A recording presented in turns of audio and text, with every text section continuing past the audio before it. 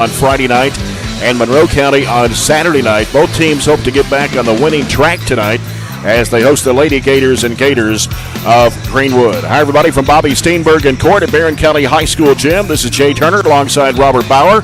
Studio producer is Todd Belcher, and this is the Don Franklin Glasgow Countdown to Tip-Off. For Coach Piper Lindsay, it was the lowest points in a game this season for the Trojanettes, losing to Bowling Green 44-35. Katie Murphy hit 3 threes to lead the team in scoring with 9 points. The loss dropped the Trojanettes to 15-5 on the season. And tonight is the second time this season the Trojanettes have faced the Greenwood Lady-Gators as they met in Bowling Green on December the 9th in the State Farm 4th Region Challenge. Trojanettes winning that ball game 64-47. Abby Varney scored 25 for Barren County, while Leah Trin had 18 for Greenwood. The Trojanettes shot 50% from the field in that game, including 4 of 7 on three-point shots. They hit 10 of 16 free throws and 34 rebounds. The Lady-Gators were 17 of 47 in that ball game for 36.2%. They made 7 of 21 shots from behind the arc and 6 of 13 free throws with 24 rebounds. Of course, Greenwood, under new head basketball coach Terrence Williams, is 10-11 so far this season. They are 2-2 in District 14, competing against Bowling Green, South Warren, and Warren Central. They played 4 games last week, which included 2 district games. They lost to South Warren on Monday night by 11 points, defeated Logan County on Tuesday night by 14, and won over Warren Central Friday night by 7. They lost to Pulaski County on Saturday night, 65-46. The team the Trojanettes will play here on Thursday night. Led the Lady-Gators with 23 points in that game, and they are 6-4 against 4th Region teams. They have wins over Glasgow by 8, Russellville twice by 52 and by 66, Warren Central by 25 and by 7, and Logan County by 14. Of course, the losses to Barren County by 17. They lost to Allen County Scottsville by 14, lost to Bowling Green by 7, and South Warren by 11. If you go back to 1999, the Barren County Greenwood series has the Trojanettes winning 21 times to Greenwood's 10, and 12 games have been decided by 8 points or less. Trojanettes have won the past 4 against the Lady-Gators and 8 of the last 10. And the Trojanettes, as we mentioned, won by 17 in the earlier contest. You look at the Dave Cantrell ratings of the Lexington Herald-Leader. The Trojanettes are a 14-point favorite tonight. And, of course, they won by 17 the first time, Robert. 14 tonight on the home court. And their scores are a little confusing when you look over their schedule. They only beat, like you said, Bowling Green by single digits. They lost to Bowling Green by single digits and only beat Warren Central by single digits. So it's a really confusing schedule. But let me ask you a few questions. All right? Right here on the air, live radio. Okay. Is the sky falling? Not yet. No, it's not. Did last night's loss define the season? No. It absolutely did not. Is Bowling Green beatable? Yes. Are we beatable? Yes. Yeah, so here's what I want to say. We have things that we have to correct, but they're correctable. Mm-hmm. We have things that we have to fix. They're fixable. We have things that we have to adapt to, but we can be adaptable. So, last night it did not go the way that we wanted it to. It didn't go the way I wanted it to, didn't go the way you wanted it to. Our fans, our kids, our coaches, nobody wanted that outcome. But what we have to do is we can't, I said this on the boys' side, we can't let last night's loss carry over tonight, carry over Thursday night, and then carry over, as we enter February. But we have to be adaptable to some things. I think we can make some adjustments to our strengths and go away from some of the things that may be causing us some issues, causing us some problems. And, this is a team where you said that last night was our lowest point total, but we scored our 5th highest total against Greenwood the first time we played them. Yeah. So this is a team that has some gaps, has some weaknesses, but they also have a couple of really good players. And Trin is one of those. She scored 39% of their total points all year long. So she is the scorer. She shoots it from all over the floor, but they also have a couple other girls, a McCorkle girl who hit 3 threes against us earlier in the year, and then a couple other complimentary players. But I think you can pressure them. I think you can really force them into some turnovers. When Trin has it, you can't pressure them. When she does it, you can, and you don't let them get it back. What we have to do offensively is I think we have to move the basketball. We can't hold it. We can't think about it. We have to reverse it, move it. If we get a shot out of it, great. But we play aggressively on both ends, play with a purpose. At some points on the offensive end, I don't think we have a purpose, even though obviously you and I both know the goal is to score, but sometimes we kind of get in a lull, and that's why you score, like we did last night. But you can find a groove and score like we did against Greenwood the first time. So bounce-back game tonight, I would hope to see that, and I think the girls are all in on that. And listen, we're all in on this team. We're all in on this team. One of the girls had that shirt on today and made me think about that, and, that's what you have to be. You have to be a team. You have to be all in. We're all here for a common goal, and that's what's to do best for students, and the coaches and players all have a common goal to do what's best for the team, and that's to go out and win each and every night and get better all the way up until the final buzzer of the final game. So we're able to do that. I think this season will be a success, and who knows where it can go. That's true. Of course, after tonight, got a good Pulaski County team coming in here on Thursday, and then next week it's a full week. You go to Allen County Scottsville on Monday night for the final district game, and then you have to go to Franklin, the number 1 team in the region, on Tuesday night. Then Monroe County comes here next Friday night, and go on the road to Adair County on Saturday night. So we got 4 double headers next week: Monday, Tuesday, Friday, Saturday. Yeah, it's by far probably the toughest stretch of the schedule. Bowling Green, Greenwood, Pulaski, Franklin. It's not going to get much tougher than that. So do your best against it. And if you go, 2-4 in that stretch, I think you would be, or 2-2. I'm sorry. Yep. In that stretch, I think you would be really happy. Pulaski is not as good as they were last year. They're still a really good team. They're very fundamental. They're not as good as they were last year, but we'll have to play really well Thursday to beat them. But the goal in front of us tonight is to dispatch Greenwood for the second time this season, and we're about 13 minutes away from that. Yep. We'll break down some numbers for you between the two teams when we come back with more of the Don Franklin Glasgow countdown to tip-off. Tip-off the season with Hughes Savings and Score Big at Don Franklin Glasgow. You're following Trojanet basketball on 104.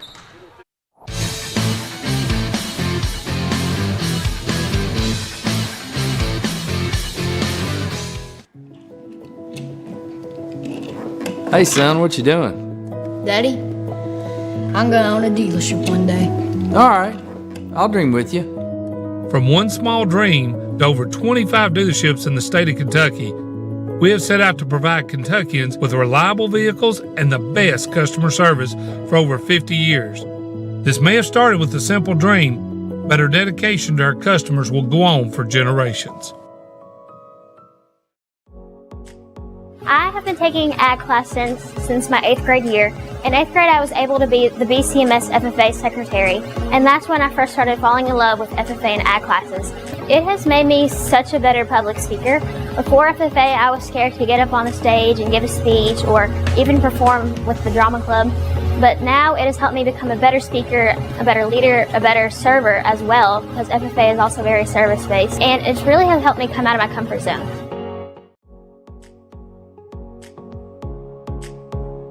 At the culmination of our pathways, students have the opportunity to go out into the community and to be able to co-op. It's through these experiences that kids get real-life experience. They get to practice the skills that they learn in the class, hands-on. I'm working here at Commonwealth Broadcasting Corporation, and it's just really awesome. I get to do lots of cool stuff like write commercials. I've voiced a couple commercials, and I just kind of help out with whatever anybody needs. My favorite part is getting to meet all the different kinds of people and also just getting opportunities like this co-op.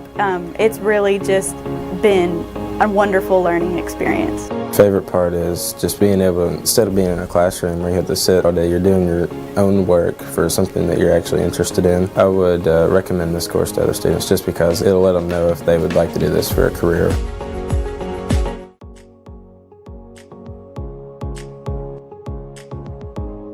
What I really like about with Project Lead the Way and with the STEAM content that I get to teach is it makes those real world connections. It's allowing kids to put their brain in action. It's not that, we're not at that time in the game where we're sitting and getting and taking notes and content. It's taking that content and applying it to real world selections. And that's what Project Lead the Way is allowing us to do and create those opportunities. Those students that you have in the classroom that may struggle with that reading and math are thriving with this content because they're able to put solutions to problems and fix things that they wouldn't necessarily get in a normal math or reading classroom.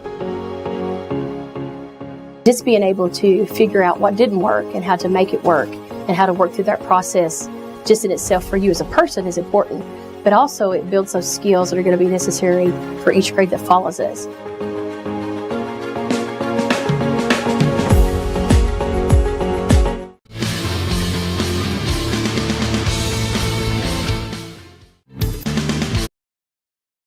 Trojanettes and the Lady-Gators here in Game 1. Trojans and Gators in Game 2. Breaking down some numbers for you. Greenwood averages just over 54 points a game. They give up 51.5. They shoot 36.6% from the field. Now, they've made 148 three-point shots. They average about 7 a game, shooting about 30% from behind the arc, and they shoot 65.3% from the foul line and just under 30 rebounds a game. The Trojanettes are averaging just under 54 points a game, give up just 38.2. They shoot 44.6% from the field, average 3 threes a game, and they made 53 so far, and 65.6% from the foul line. Looking at the CRS Construction area schedule for tonight, CRS Construction providing exceptional construction service with the highest attention to detail. And lots of doubleheaders tonight, lots of district doubleheaders too. Some of these include Glasgow at Gaverna for a girl-boy doubleheader tonight.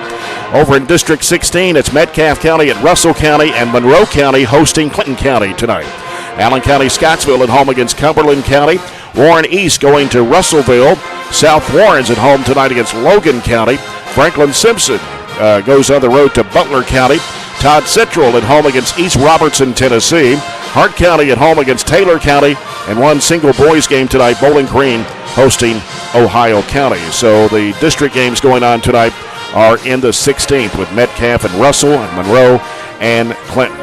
That's a look at the area schedule. We'll come back and set the stage for the starting lineups when we return after this break. This is the Don Franklin Glasgow Countdown to Tip-Off on 104 The Score.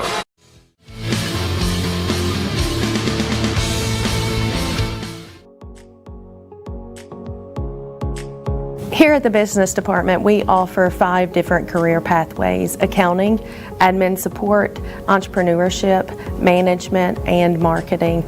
We're also adding travel and tourism to our department also. Name one career field that doesn't use business skills. You can't, because business skills translate across all careers. Well, the FBLA and the business pathways are so much fun, and the teachers are amazing. Miss Wright, Miss Rush, and Miss Childress are like my moms at school, and they're awesome. I personally love the marketing pathway, and that's the pathway that I have completed. And so it's a lot of fun, and you get to do co-op your senior year if you've completed the pathway. My co-op is amazing, and I love it here. But the business pathway just has allowed me so many new opportunities to meet new friends. My best friends are in the business pathway, and I met them when I was freshman. And we have just completed this pathway together and had so much fun.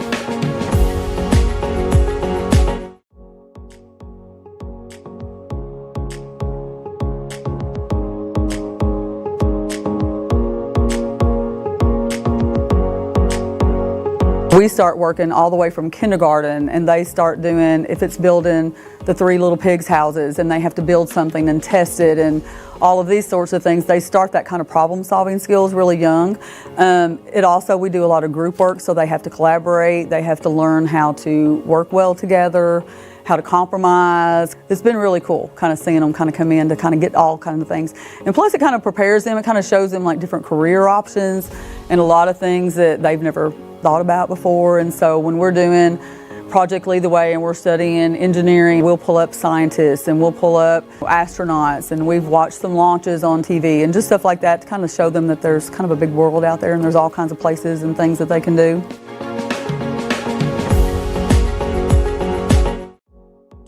Medical Detectives is part of the Project Lead the Way curriculum, a feeder to the biomed program at the high school. One of the things that I really enjoy about this class is that it does expose the students to a number of different medical careers and give them ideas that there are numerous potential career opportunities for somebody in the medical field. I would definitely recommend the class for someone who has interest in medical sciences, and you'll learn a lot about the brain, vital signs, and just all around a lot about science. Classes that we're offering here with Project Lead the Way, it allows them to have those real world problems where they're able to connect with each other, connect across soft skills that they're able to develop and work through those problems together. And so within our school, within our district, we provide lots of different opportunities for students to learn, to grow. And so that's what our goal here is at Barren County Middle School, is to empower students through our learning opportunities. The games to follow Barren County Trojan and Trojanette basketball. You now have all these options to listen or watch the games live. You can listen on air, on the radio at 12:30 a.m. and 104.7 FM. You can listen and watch at 104thescore.com. You can listen and watch on the 104 The Score app on your smartphone. You can also watch on youtube.com/BCHS Live.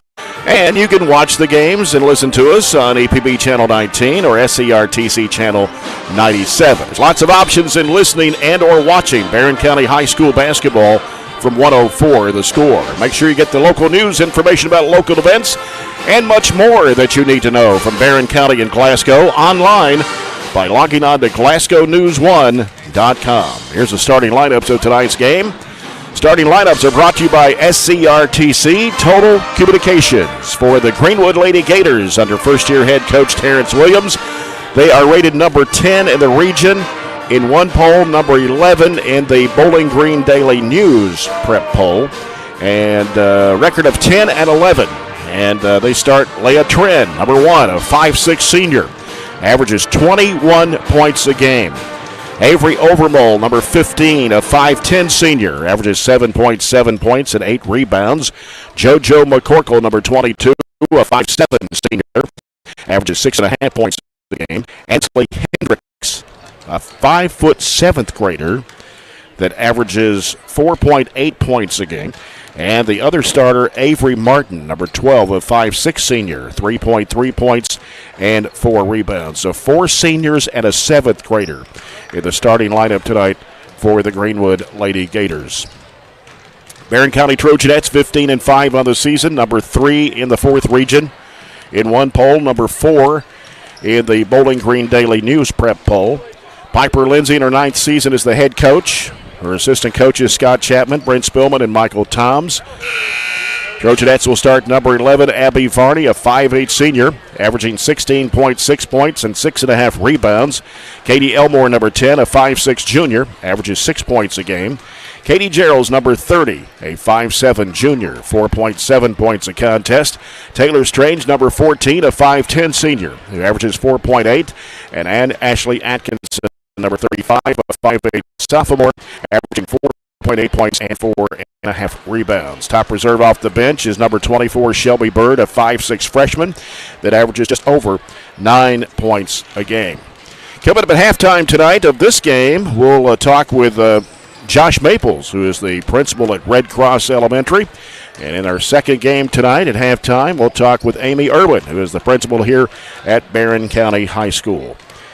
You're listening and following our broadcast here on 1230 AM, 104.7 FM, The Score, WCDS Glasgow, and online at 104thescore.com and BCHS Live. Make sure you check out James Brown and John Butler for the Brown Sports Bag, an hour-long sports show every Monday afternoon at 4 o'clock on 104.7 The Score.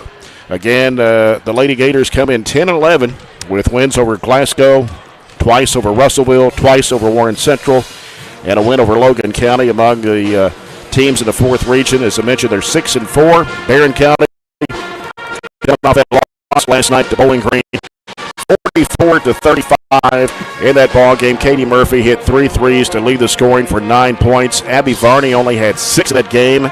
Katie Geralds and Shelby Bird also had 6 points in the game. And Again, it was the lowest points in a game this season, as the lowest before that was the Taylor County game up at the Bullitt East Queen of the Commonwealth tournament.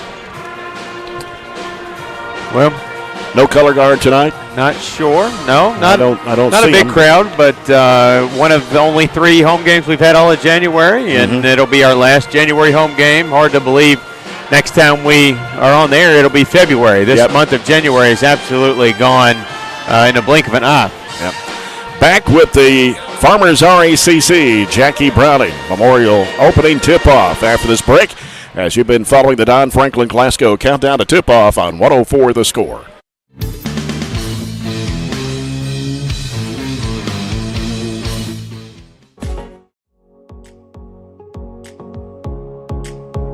I'm super proud of what we've been able to build in the last few years in our program. Our goal has always been to set students up for success. But what this does is, I think it is a game changer, because it creates that next step of connections for students to what we're doing in the curriculum, and allows them to really see hands-on what nobody else gets to see. I've absolutely loved the past 4 years being in biomed. I have got so many wonderful opportunities, and has prepared me so much for my future. I really feel like our rigorous curriculum really prepares them for med school, physical therapy school, pretty much any graduate medical degree. Our table is a great asset. It's really just a really good supplement to help their learning. Barren County High School is very fortunate to offer multiple career pathways. The biomedical pathway is just one of those, but our focus is always to have students hands-on experience that prepare them directly for the career that they're going to have when they graduate. It's not about having kids know content knowledge, like, hey, I memorized this order of things, or I know that. It's actually basically like a knowledge acquisition process. Do I know how to get knowledge? Do I know how to research? What's my question? How do I know when I've learned this?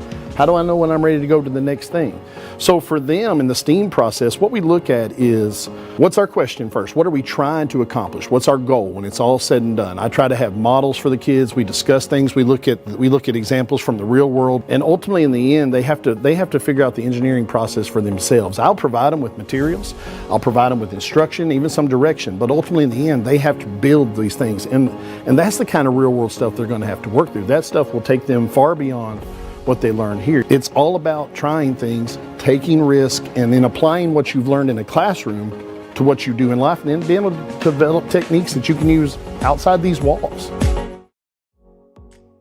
For me, favorite thing to teach is just anything coding. I guess if I'm picking something specific, it would be JavaScript. That's just my first programming language that I learned, and it's just, I don't know, I feel like there's so many fun things that we can do with that.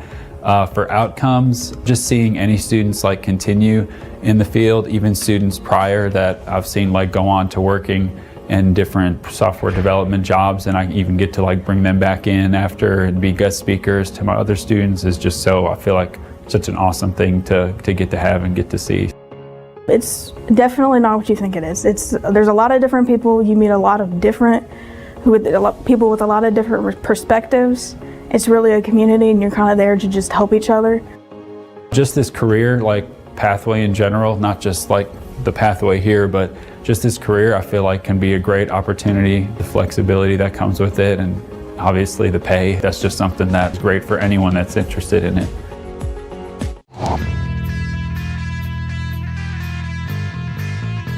Greenwood Lady-Gators with green uniforms, burgundy numbers and lettering outlined in gold. Their bench to our right and to our left are the Trojanettes, and their home white. Burgundy numbers and letters outlined in gold. Trojanettes across the front of their jerseys. Greenwood's off to Saturday. They played Pulaski County, losing by 19. Of course, Barren having a game last night against Bowling Green, and we're at Monroe on Saturday, and Glasgow on Friday. And so this is 4 games in 5 days for the Trojanettes. Will it be a factor? I think I have seen what looks like fatigue at some points throughout the game, but Jay, it's not me and you out there playing. We're not 40, 50-year-olds out there playing. I used to. I could play every day. At their age. At their age, I think it's a little bit easier to do that, and I think they're excited to kind of get back tonight and erase what happened last night and just get after it. So it is a point at some point, but at the same time, it's not necessarily something they think about. They're just excited to play another basketball game.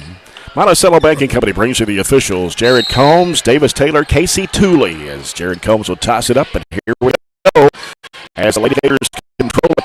And they'll give it out right now to Hendricks, the 7th grade guard, to set it up. Goes to Trent on the right side, gets a screen, picks up her dribble. Elmore guarding her. They give it down in the corner there to Martin. And now back out front. They'll send it around the perimeter. It's Hendricks around to the right side. And now McCorkle fires up a three-point shot, and she drains it. That's number 40 on the season for McCorkle. As I said, they've made 148 threes, maybe the most of anybody in the region. They had 7 against us in the first matchup, and that was not just a catch and shoot, step into it 3. She caught it, went sideways, and still was able to knock it down. So she is somebody you're going to have to guard additional to Trent. Yeah, even though she only averages 6.4 points a game, but she probably, those 6 points are a couple of threes. Yeah. They thought about the 3, working it into the lane. Right side spin move is Overmo, hits the side of the backboard. Atkinson comes up with it. Atkinson brings it up court for the Trojanettes. As Gerald's has it in the corner on the left-hand side. Bounces inside, down in low. A lot of traffic there as Varney misses a shot. Kicks it back out. It's deflected by Trent, but Gerald's there to grab it. Atkinson back to Strange. Turnaround shot. Free throw good.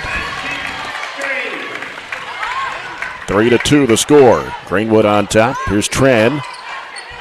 Gets rid of it over to McCorkle. Right side is Hendricks. Here's the lob down into Overmole. She puts it up and in. They're over top. I think we struggle guarding the post a little bit, and right there was another example of that. Varney gives it out to Elmore.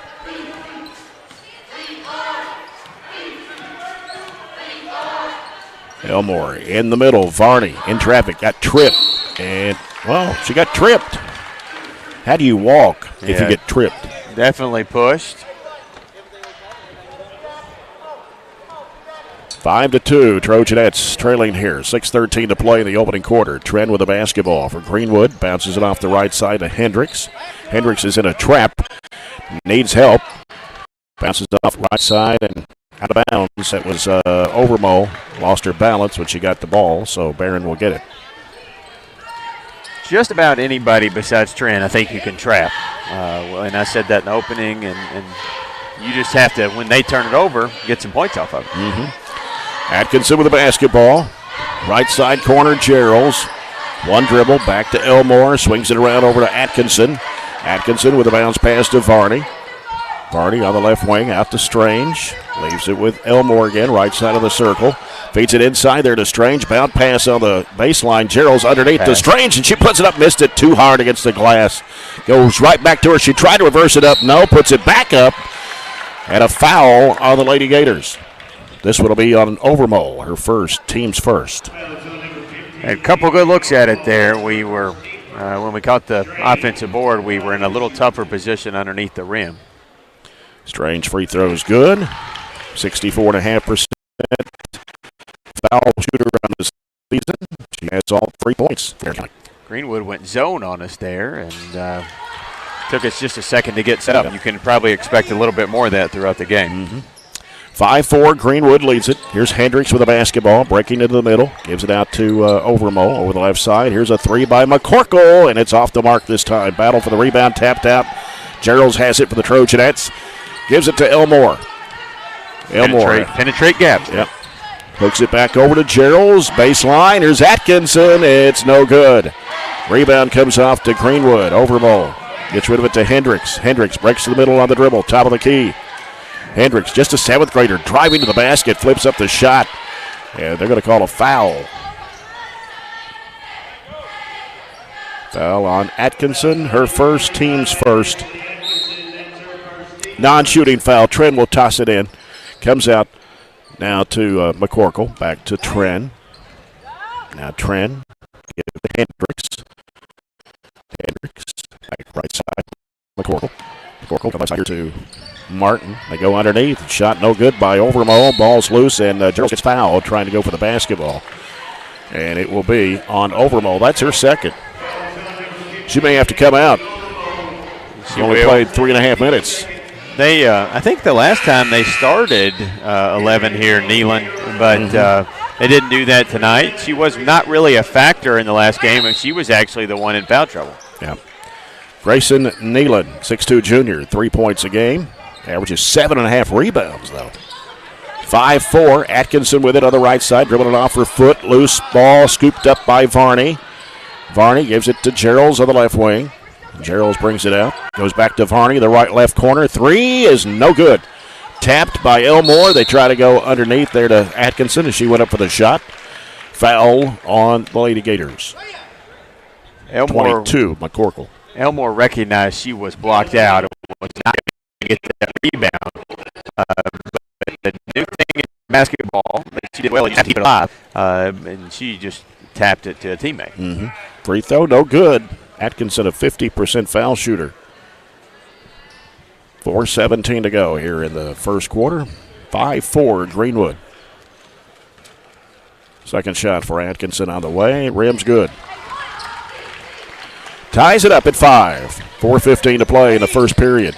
This German-American Bank first quarter. Trent splitting the defenders. And now Hendricks, right side to Trent. Going to launch it. Long three. No, way short. And awkward kick off the right side of the rim out of bounds. Barren County's basketball. We played about half the quarter. As it comes into Strange. In the middle to Geralds. Geralds takes it into the front court. Throws it back behind her to Strange. Strange now gives to Atkinson. Covered up by Hendricks. Trent comes out to apply pressure. Geralds on the left side. Post Strange. Right side Barney. Barney trying to get around her defender. Going out there. Pass Elmore. Banking it up and in with the right hand. A little action to the rim, but not forcing anything right around the paint. Barren County takes their first lead at 7-5, and Greenwood wants a timeout as Hendricks got in trouble with a trap. I don't remember the Hendricks kid from last game. I looked back, and she didn't play. I don't know if she is just one of those people since she's so young, a 7th grader. Maybe she was playing on a middle school team, and they weren't finished with the season, or it's just somebody that their coach has recognized as really developed and getting more minutes. It could be really either one or both. But she's, I think she's a decent-looking point guard. She doesn't handle it at the point because Trent is mainly the person that brings it up and down the floor. But she's clearly somebody that can handle it and help alleviate some of the pressure we're trying to throw at them. I would expect us to have some different varieties of pressure, not just a 1-3-1 that we've shown right out of the gate.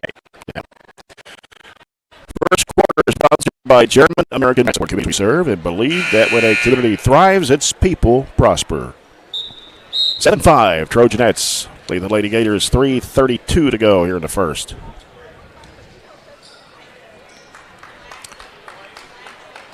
Kind of quiet in here. Not a lot of it's not noise going on. Greenwood never brings a big crowd on the road. I really don't think they bring a big crowd at home. I mean, at district games they will, but when we're down there, they never have a really big crowd. McCorkle will toss it in next to the Barren County bench. Comes out to Hendricks. Hendricks sends it over to Trent. Right side is Nealon. Out top, Hendricks dribbles to the right, looking back left. Now starts her move and thought about the three there. Gets cut off. They work it in there to Trent. She goes under, flips up the shot short. Strange has it, gives it off to Elmore. Elmore into the front court. Bounce pass off the right side, Varney. Varney trying to go down inside. Tap right to Atkinson from Nealon, and she puts it in. Nealon, that's 9-5 Trojanettes. And we're going to have a foul here at midcourt on Geralds. And that's her first. Team second. Just a second late there on the rotation. And we are almost getting in positions, and we just have to learn those rotations the more we play it. And they go down low, working in there. Martin has it taken away. Varney out in front. Takes it off underneath to Elmore. Puts it up and in. Got a push from behind, and she'll head to the free throw line. That wasn't a tough pass, but it's the only option that Abby had to make there to Katie. And she had her hands up and caught it with her hands and threw it right up off the rim. Good work by those two executing the break. So McCorkle picking up her second has to go to the bench with Overmole. as they bring in Julia Capchella, a 5A senior. They have not spread those fouls around very well, and it just so happens that 2 of them are on the third best player. Elmore missed the free so far. He got the rebound. Oh, Gerald's really good. Rebound comes off to Capchella. 2:28 to play here in the first. Here's Hendricks with the basketball. Hendricks with a crossover move. Gives it out for a three-point shot that is no good for Martin. Barren County back the other way. Here's Atkinson bringing it in front court. Sends it off to Gerald's. Left corner, Varney. Back out now to Gerald's. Back to Varney. And she double dribbled it. Sure did. 2:06 to play. And coming in for Greenwood now is number 5. We'll have a 5. We'll see what we Savannah get. White. Yeah, that's right. So she's number 5 tonight instead of 21. All right. Savannah White's a 5'5 junior. Now we got a foul on Atkinson. More fouls being called. Varney. More fouls being called in this quarter than almost the first 3 quarters last night. 7 fouls already in the ballgame. Shelby Bird checking into the Trojanet lineup for Katie Gerald's. Bird, a 5'6 freshman, averaging 9 points a game.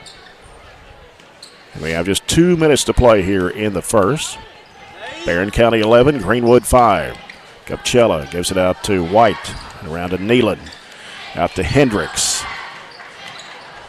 Now Hendricks on the dribble in the left corner. Back out to Trin. Trin left of the circle. And a long three by Capchella, and she knocks the bottom out of it. Or White, excuse me. Savannah White. Capchella's number 3. 11-8. And White, that's her 20th three-point shot she's made this year for Greenwood. It's 11-8. Shelby Bird in the corner. Taylor Strange. And she traveled. Our spacing wasn't very good that play. We had multiple people running into the same positions, and that got us all off kilter.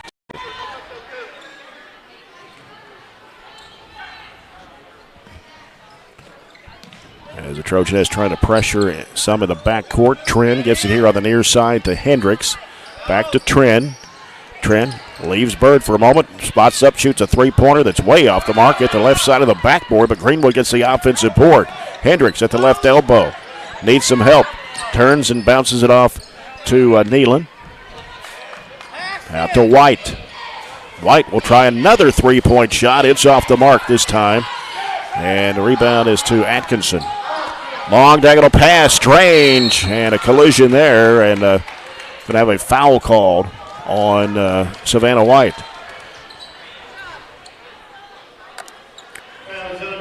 Her first, team's 5th, and Taylor Strange will shoot 2. We haven't, with the rule change, we haven't shot, except maybe the fourth quarter, obviously, we haven't shot the bonus very much. This is maybe one of the first times I can remember getting the bonus in the first period.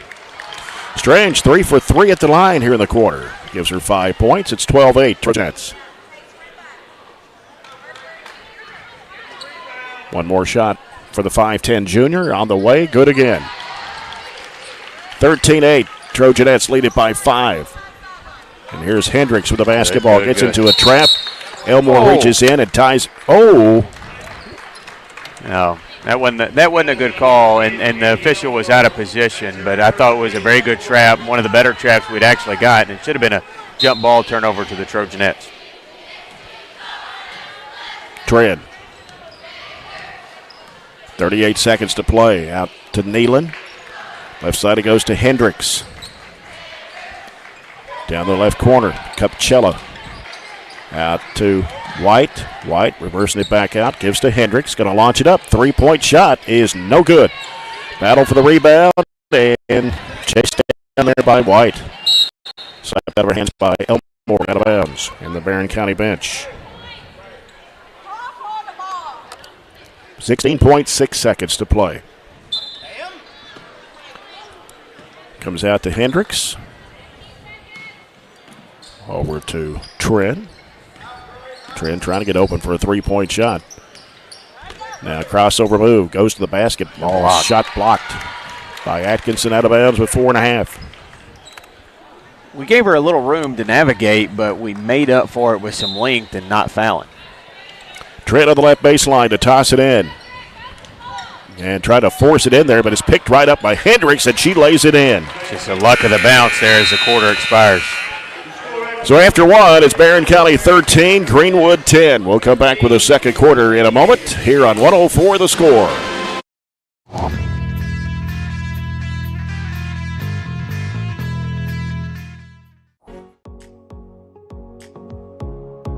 I really like the hands-on aspect because I have several students, particularly this year, being that we do have such large gaps from our COVID time, that are having some trouble with reading. They struggle to do that. So when we do the hands-on and they're able to see the models and to watch me do it, that is taken completely out of the equation, and it gives them the confidence to really shine and do all these smaller tasks. Building that foundation of how students can use science, technology, engineering, arts, and math, making those connections with the classroom teachers and what they're doing in their classrooms as well. And sometimes they don't have the time to do those project-based type things. In our STEAM lab, they're able to do that. And then also with our Project Lead the Way, students are really thinking about how to build and solve real-world problems, presented with scenarios, and then they have to problem solve and come up with solutions as a team. And so we're really excited about laying that foundation here at Temple Hill this year.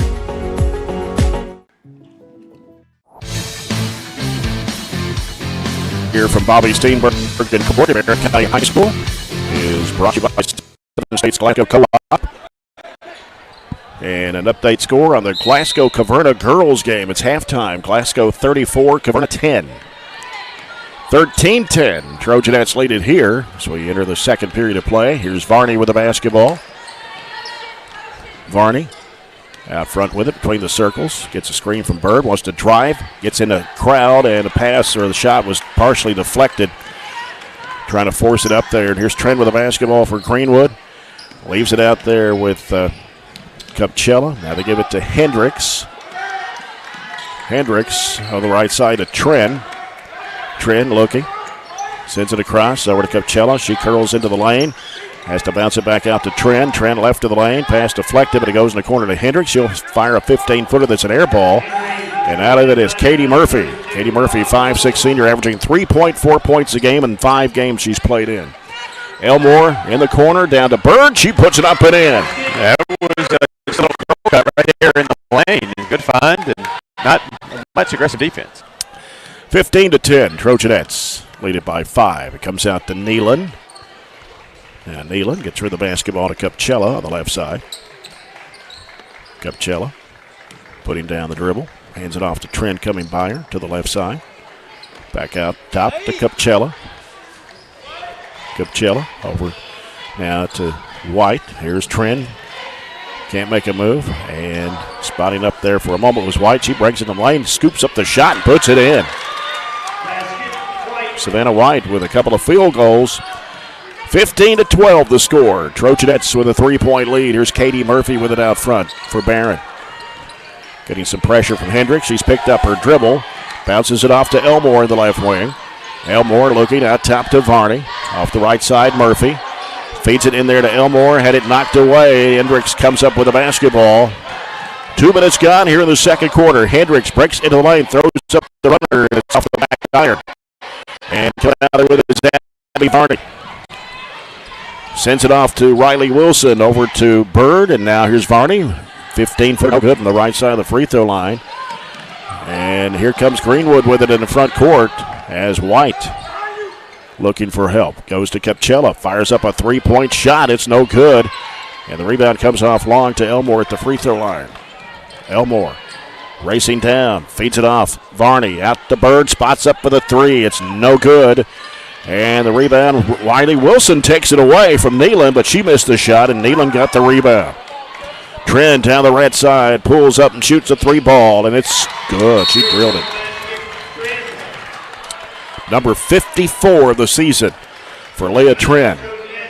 And it's a 15-15 ball game. Greenwood has hit 3 threes here in this first half, 2 in the first quarter, and that one by Trent.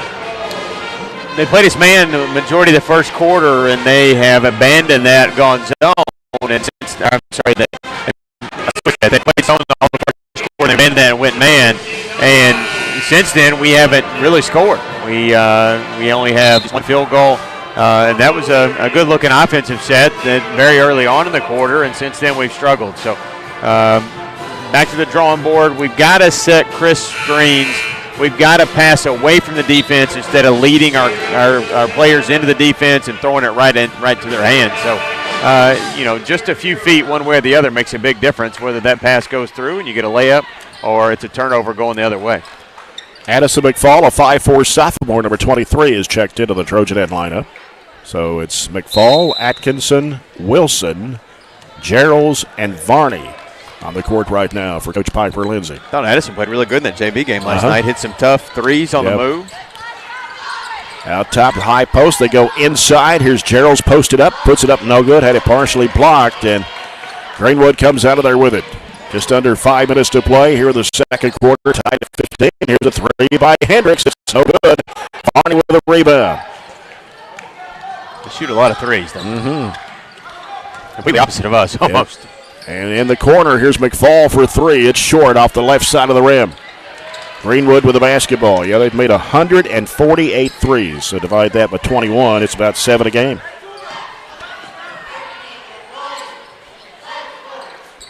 There's another three-point attempt between the circles. It's two That's for her. Savannah White. Both of hers have been really deep. At the volleyball line. 18-15. Greenwood leads it by 3. Here's McFall working to the right side. And she almost carried it. Yeah, he got away with it. And then Atkinson drugs her pivot foot. And Greenwood will get it back with 4:07 to play here in the first half. Barren County trailing now 18-15. Play a trend. Off the right side. As Overmole is checked back in the ball game, playing with 2 fouls. Number 0 is Abby Walker, a 5'5 senior. They go underneath. Overmole lays it up and in for her 4th point, and all of a sudden it is a 20-15 Greenwood lead. Atkinson getting some pressure. Bounce pass off to Geralds. Geralds bounce in there to Varney. Varney tried to make a move at a defender and puts up the shot. It's going to count, and a foul on Greenwood. Varney gets her first bucket of the night. The foul is on Walker, her first, and the first foul of the second quarter against Greenwood. That is a 10-0 run. It was 15-10. We scored the first bucket of that quarter, and they scored the next 10. Katie Elmore and Taylor Strange back in the Trojanet lineup. Varney, 72.5% foul shooter, gets the old-fashioned three-point play. 20-18, Greenwood leads it by 2. 3.5 minutes to play here in the second quarter.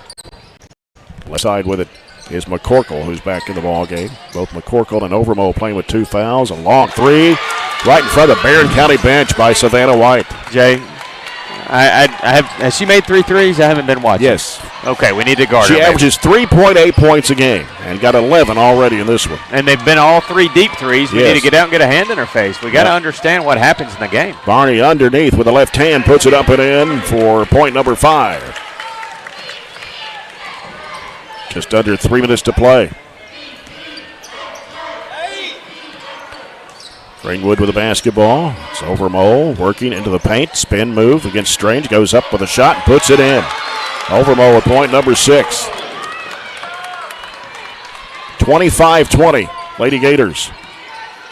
2:35 to go here in the first half. And a runner by Elmore misses everything. Varney underneath trying to muscle it up. No. Hit the bottom of the backboard.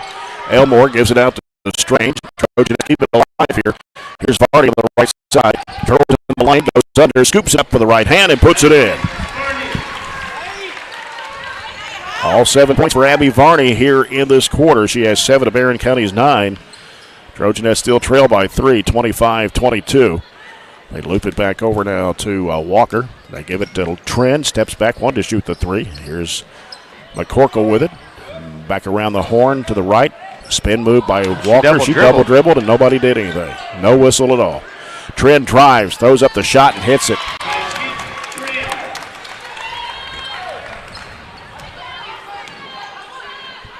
(27-22). Underneath, here's Geralds can't finish. And Greenwood will call a full timeout with 1:37 to play in the first half. Lady-Gators lead it 27-22 over Barren County.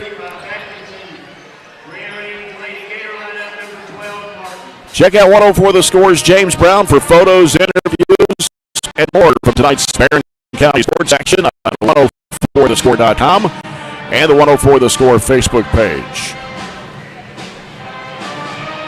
I think maybe John Brown is here tonight. James probably over covering the Glasgow Caverna game. That game wasn't much of a game. Let's get a little look in here. It's 51-10. 51-10. Yeah, and 26 seconds, 25 seconds left in the third period. So that game will go pretty quick. Yeah, I'd say it's. I think they started at 5:30. They did, yeah. So that's why they're a little ahead of us right now, and the running clock obviously helps that situation. Down 5, 1:37 left. What I would like us to see at some point is us shift gears. If you're just a casual fan, which neither one of us are, I mean, we do this every night when we're here. But I think you would just ask a casual observer possibly, I think we're a little too nonchalant sometimes. If somebody goes on a 10-0 run, we've got to have some urgency. We've got to have a little fight about us and see if we can respond and get a little physical and be a more aggressive both ways. Yeah. Greenwood has hit 5 threes in the first half. They average 7 a game. And Atkinson applying pressure on Overmo. Give it out now to Martin. Tren to set it up. McCorkle just turns and fires in the 3. No good. Rebound put back up and in by Overmo. They have really hurt us offensive rebounds. 29-22. And it's nothing special. We don't put a body on them, and they just go get it. Mm-hmm. They ball seek and put it in. Left elbow Atkinson. Hands it off to Varney coming by with a jumper from 15. It's no good.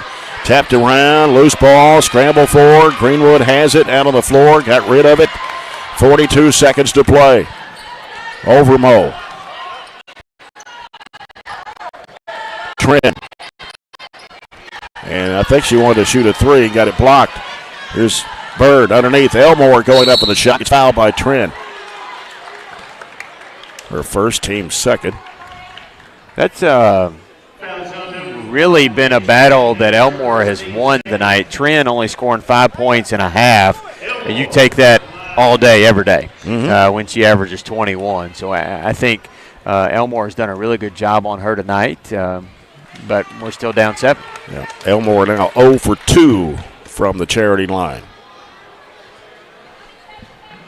Normally a 67% foul shooter. This one is not going to be there either. And the rebound to Greenwood. 24 seconds to play.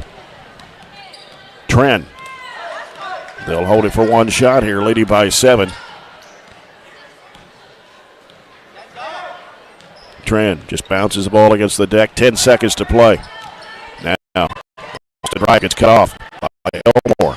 Down to 4, down to 3, and Elmore strips her of the basketball. Here's Bird trying to get off the shot in time, and it falls short. That's the end of the first half. Greenwood 29, Barren County 22. We'll come back with our halftime report after this break on 104 The Score.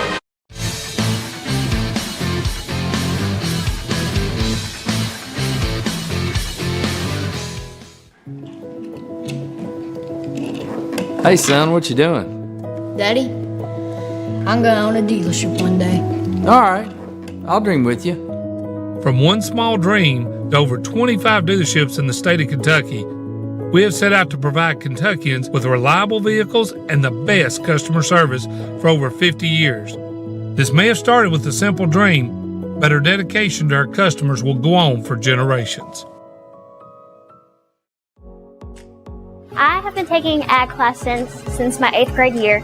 In 8th grade, I was able to be the BCMS FFA secretary, and that's when I first started falling in love with FFA and ag classes.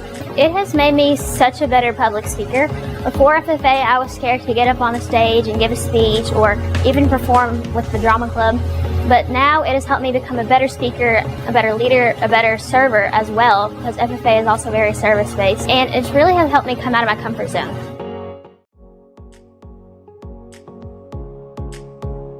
At the culmination of our pathways, students have the opportunity to go out into the community and to be able to co-op. It's through these experiences that kids get real life experience. They get to practice the skills that they learn in the class hands-on. I'm working here at Commonwealth Broadcasting Corporation, and it's just really awesome. I get to do lots of cool stuff like write commercials. I've voiced a couple commercials, and I just kind of help out with whatever anybody needs. My favorite part is getting to meet all the different kinds of people and also just getting opportunities like this co-op. It's really just been a wonderful learning experience. Favorite part is just being able, instead of being in a classroom where you have to sit all day, you're doing your own work for something that you're actually interested in. I would recommend this course to other students just because it'll let them know if they would like to do this for a career.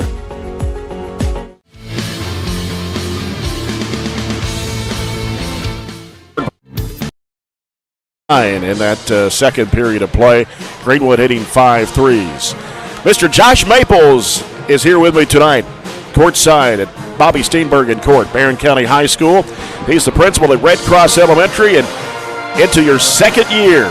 Yeah, this is actually my third year. Oh, that's right. It is your third year. Working on my third, yeah. Because I remember you saying, well, it's been a year since we've seen each other. And I thought, was that your first year or second year? I can't keep up with it anymore. Time flies, Jay. Yeah. So tell us what's been going on at Red Cross. I know we were out of school for, 6-7 days there, had NTI going on, and trying to get back to a regular routine. Yeah, and I think everybody was ready to get back, teachers and students. And I tell you what, Jay, I don't know if you know this, but I have the best job in the world. I mean, we have the best school and just so many great people there, parents, the students, the staff. It's a special place, and we're very blessed. And every day is a great day at Red Cross. So the Mustangs. The Mustangs. Red Cross Mustangs. Taking care of business. How many students you have this year? 704. Oh, wow. Yeah. So you've grown from last year, We right? have grown. Enrollment's good. Of course, our assessment scores were good. KSA was good. Celebrate that. And we have something to celebrate every day. We're very proud and very blessed, like I said. Anything else coming up in the near future during this semester? Well, we have academic team coming up this Saturday. Some students competed today, and of course we'll find out the results this Saturday. Our Beta Club did really well. We're going to go to Nationals. That'll be in Savannah, Georgia. So, and then there's stuff inside the building that, if you're on the outside, you may see it on Facebook only. Just a lot of positivity. Our culture is second to none. Very proud of that. Again, our vision coming in was making Red Cross the place that everybody wanted to be. Whether you're a parent, want to send your child there, students want to be there, teachers want to come there. And I had a teacher that came to us this year from another location, and she said, "This is just the happiest place on earth." And I said, "No, that's Disney." She said, "No, that's Red Cross." So just things like that make us very, very special, and I'm very, very appreciative and recognize that. And your location it can't beat that. I mean, Right. You're right in town, and you probably pull some city students as Sure. well, Absolutely. So, but it keeps growing, seems like, 704. It is growing. We look to be somewhere around 725 next year. We have one class our 6th grade class is the lowest in the building, and that 5th grade class coming up is going to push us to about 725 or so. So we'll be adding a teacher and adding some students. All right. So that's a good problem to have. Sounds good. Sounds good. Josh, always good to see you. Hey, good to see you too, Jay. You take care of yourself. Take Have care. a good rest of the semester, All right, all you right? too. Okay. Thank you. Mr. Josh Maples, the principal at Red Cross Elementary. We'll come back with the Extreme Cheer halftime report in a moment on 104 The Score.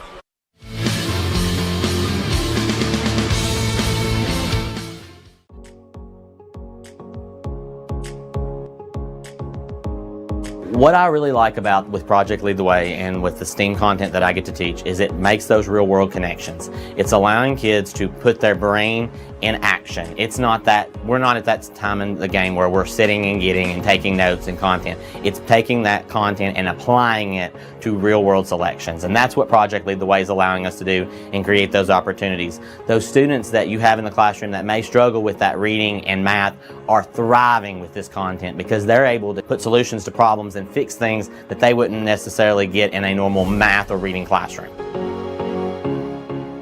Just being able to figure out what didn't work and how to make it work and how to work through that process just in itself for you as a person is important, but also it builds those skills that are going to be necessary for each grade that follows us.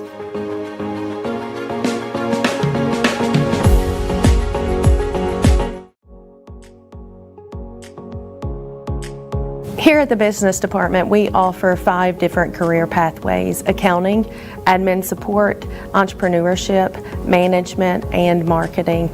We're also adding travel and tourism to our department also. Name one career field that doesn't use business skills. You can't, because business skills translate across all careers. Well, the FBLA and the business pathways are so much fun, and the teachers are amazing. Miss Wright, Miss Rush, and Miss Childress are like my moms at school, and they're awesome. I personally love the marketing pathway, and that's the pathway that I have completed. And so it's a lot of fun, and you get to do co-op your senior year if you've completed the pathway. My co-op is amazing, and I love it here. But the business pathway just has allowed me so many new opportunities to meet new friends. My best friends are in the business pathway, and I met them when I was freshman, and we have just completed this pathway together and had so much fun.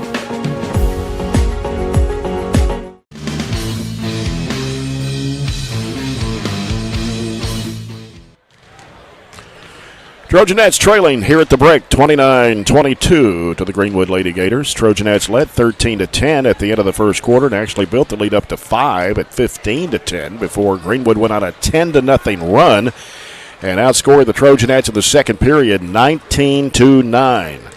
On the Extreme Cheer halftime report, looking at the scoring in the first half for Greenwood, they had 12 field goals. 5 of those were three-point shots. They made 3 of those, 5 in the second quarter. They did not go to the free throw line in the first half. And scoring-wise, Savannah White has come off the bench to lead the Lady-Gators in scoring with 11 points on 4 field goals. 3 of those were three-pointers. And behind her is Avery Overmore with 8 points on 4 two-point baskets. The Trent has 5 on a 3 and a 2, both those being scored in the second quarter. A 3-pointer from JoJo McCorkle and a 2-point basket from Ainsley Hendricks.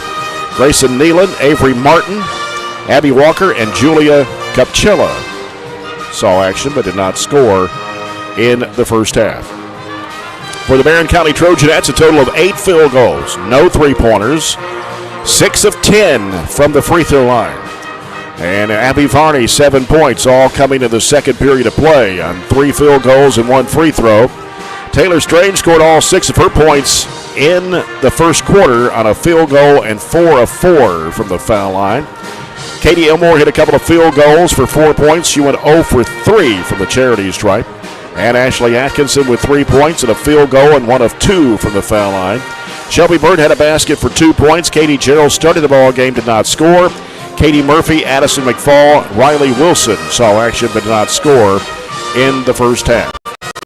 As we get set for the Farmers RACC Jackie Rowling second half, the third quarter brought to you by Southern States Glasgow Co-op. As far as the foul situation, they were more committed against the Gators than the Trojanettes. The Lady Gators picked up 7 fouls in the first half, 2 on Avery Overmore, JoJo McCorkle also with 2, Savannah White and Abby Walker with 1 apiece. So is Leah Tren with 1 foul in the first half. Barren County committed 3, 1 each on Abby Varney, Katie Geralds, and Ann Ashley Atkinson. And the Trojanettes here in this third quarter brought to you by Southern States Glasgow Co-op, Taylor Strange, Abby Varney, Katie Elmore, Katie Geralds, and Ann Ashley Atkinson. Can't let Greenwood shoot it like they did in the first half. 12 of 26 for 46% and 5 of 13 from threes. We were just 8 of 23 and didn't hit a 3. So got to find something, and I don't know what is in that magic genie bottle for us to pull out to be able to come back from 7 down. Very doable, but how do we do it? We've got to just figure it out. Yep. Trend with it out top. Bounce pass left over Hendricks. Fakes one way, goes the other. Comes to the top of the key, backs away. Now wants to head in there against Atkinson. Pulls it back out to McCorkle. Back to Leah Trent and down to the right corner to Hendricks. Hendricks covered up. They go at the high post, the right elbow, and they try to force it down in there. Broke it up in there by Atkinson. Trojanettes coming the other way. Coming from right to left here in the second half. Back to Atkinson from Strange. She puts it up and in. Not complicated, was it? We took advantage. Sometimes you have to take advantage of their mistakes. And like I've said for like the last 4 games, you just improvise. A give and go, find an opening, and you score it. 29-24, Greenwood by 5. Working, going to the basket, scooping up the shot, putting it up and in. Overmole getting her 10th point. You can't give it back, though. Overmole is a good player. She averages about 7. Actually, it was Martin's. But sorry. Yeah, that was Martin. 15 and 12. Here's Varney in the circle, shovels it out to Atkinson. 31-24, and Trent almost picking the pocket, but reaches in on Atkinson in midcourt. That'll be 2 fouls on Trent. First to the third. One of the Greenwood players that actually did get in foul trouble. It seemed like every one of them had 2 fouls there in the first. So Hendricks checks out. And Savannah Wyatt, who scored 11 points in the first half, coming off the bench, knocking down those 3 threes to give the Lady-Gators the lead. Posted down low, trying to backtrack in. They kick it out, and it's deflected by White. Try to go to Gerald's with it on the right wing. We've won the last 4 against Greenwood, but it hadn't been that long ago. They came in here, and when we were really good, had upset us about this time of the year. Yep. Gerald's with it out front on the left side. Now cuts toward the middle. Goes to Elmore. Varney's posted down low, wanting the ball. She's posted in there, working inside. A lot of traffic, puts it up and in. On the right side of the rim. Varney with 9, 31-26. 5-point Lady-Gator lead. Bounce pass on the right side. They go down to the corner. And back out on the perimeter. They give it to Martin. Martin, back right side, over to White. And pass knocked down by Geralds. They try to go down low on the block to Overmole. And it'll stay with the Lady-Gators. Trent gets the ball in play. So working around the perimeter quickly. Down low. Posted in there against Strange. Lost the handle. Strange comes up with it. Here's Geralds into the front court. Geralds hooks it off in the left corner. Varney for a 3. No. Rebound Elmore. One dribble. Back up short. And shoot it. Didn't have to do the dribble. Just put it up and shoot it. That way the defense don't get you. Yep. Greenwood working it inside the paint. Hit the bottom of the backboard. And Barren County with 5:20 to play here in the third quarter. Greenwood 5-point lead, 31-26. And Greenwood's gone cold. They're giving us some opportunities to catch up here. Varney coming off the screen out top. Needs some help. She's covered up by Overmole. Gives it to Strange. Strange hooks it back in there to Elmore. Elmore gives it in the corner. Gerald's on the baseline. Back to Elmore. Dumps it into Varney underneath. Puts up the shot. Good. That was crisp passing, putting it where it needs to go, and we're able to get a good look at it. 3 buckets here for us this quarter, and we got to keep getting some stops, cutting into it little by little, about halfway through the period. 31-28. Here's a 3. It is short this time by Savannah White. Got to go get it. And Atkinson picks it up. 4:30 to play here in the third. Barren County down by 3, 31-28. Atkinson gives it to Elmore. Bounce pass left over to Varney. Back to Elmore. Backdoor. Backdoor. Varney underneath. Puts it in. Good job calling that play there. And a little momentum. Cut the lead to 1. That way, I like throwing it in the middle of the quarter. We always throw it in the beginning of quarters, beginning of halves, even beginning of games. And people scout that, know that. So you throw it in there at an inopportune time for Greenwood, where we're kind of catching them on a really sleeping is what we were, and it was a perfect pass, layup, and we've got 4 or 5 field goals is what I've got us for this quarter. Got 4, and they've got 1. Final score of the Coca-Cola scoreboard tonight. Glasgow girls beat Caverna 73-26. Quick game. 73-26 Glasgow. Trojans and the Gators coming up in game 2 of our doubleheader tonight. Trojans getting a win down at Greenwood last year by 3. And they're another team that likes to shoot the 3. They've made about as many threes as Barren County has. Didn't think there were many teams that would have that stat, but Will does a good job with them. Obviously, Will was on Warren's staff for a little while, so he's going to know our kids well. We don't run as many plays. We don't run as many sets as we did a few years ago when Will was on our staff. But he still knows our kids very well. In fact, Cade's his first cousin, so he knows our kids, and he'll have his guys coming here piped up and ready to go. They've got a few kids back from injury that have not been with them consistently this year, so they're ready, kind of on the upswing a little bit, to come in here and get us who have been on the downswing, and we just got to find a way, like the girls here, to come back from that and figure it out. Yep. 31-30. Greenwood leads it by 1. Here's White. Or excuse me, that is Overmo. Overmo now looking for help. Bounces it out to White. White goes around to the right side. Gives it off in the corner. Back out to Tren. Tren at long range right. Comes out to the top of the key. Now sends it off in the corner to White. Back out around the perimeter. They go to Nealon. Nealon back to White. White wants to drive against Atkinson. She got away with a walk there and threw up a bad shot. And here's Varney with it. Varney feeds it to Elmore. Back to Varney. Underneath. Puts it in. Give and go. 15 now for Abby Varney. Barren County has regained the lead after trailing by 7. 32-31. 3:23 to play. Third period. Comes out to Tren. Tren working against Elmore. Drives. Lost the handle. Goes out of bounds. And it will be Barron's ball. Smacked it off of Tren's leg, and she ended up kicking it out of bounds under the goal into their cheerleaders. Got Hendricks back in the game now for the Lady-Gators. 3:15 to play. Barren up by 1, 32-31. Elmore on the left side. Bounces it out to Varney. Top of the key, 3, no good. And we're going to have a foul as 2 players hit the deck. Went to the rebound. Atkinson's going to be called with a foul. Her second, team's first of the third quarter. With 3:01 to play here in the third. It's 32-31 Trojanettes. Tren gets rid of the basketball to McCorkle. And back around it goes to Hendricks on the right side. Hendricks with a crossover move to the baseline. Cut off, bounces to McCorkle. 3-pointer, good. That's her second one of the game. And number 6 of the night for the Lady-Gators. Or maybe they just gave her a 2 on that. Apparently just a long 2. 33-32. And Barren loses out of bounds here at midcourt. Katie Murphy checking back into the Trojanet lineup for Taylor Strange. 2:28 to play in the third. Barren down by 1. 33-32.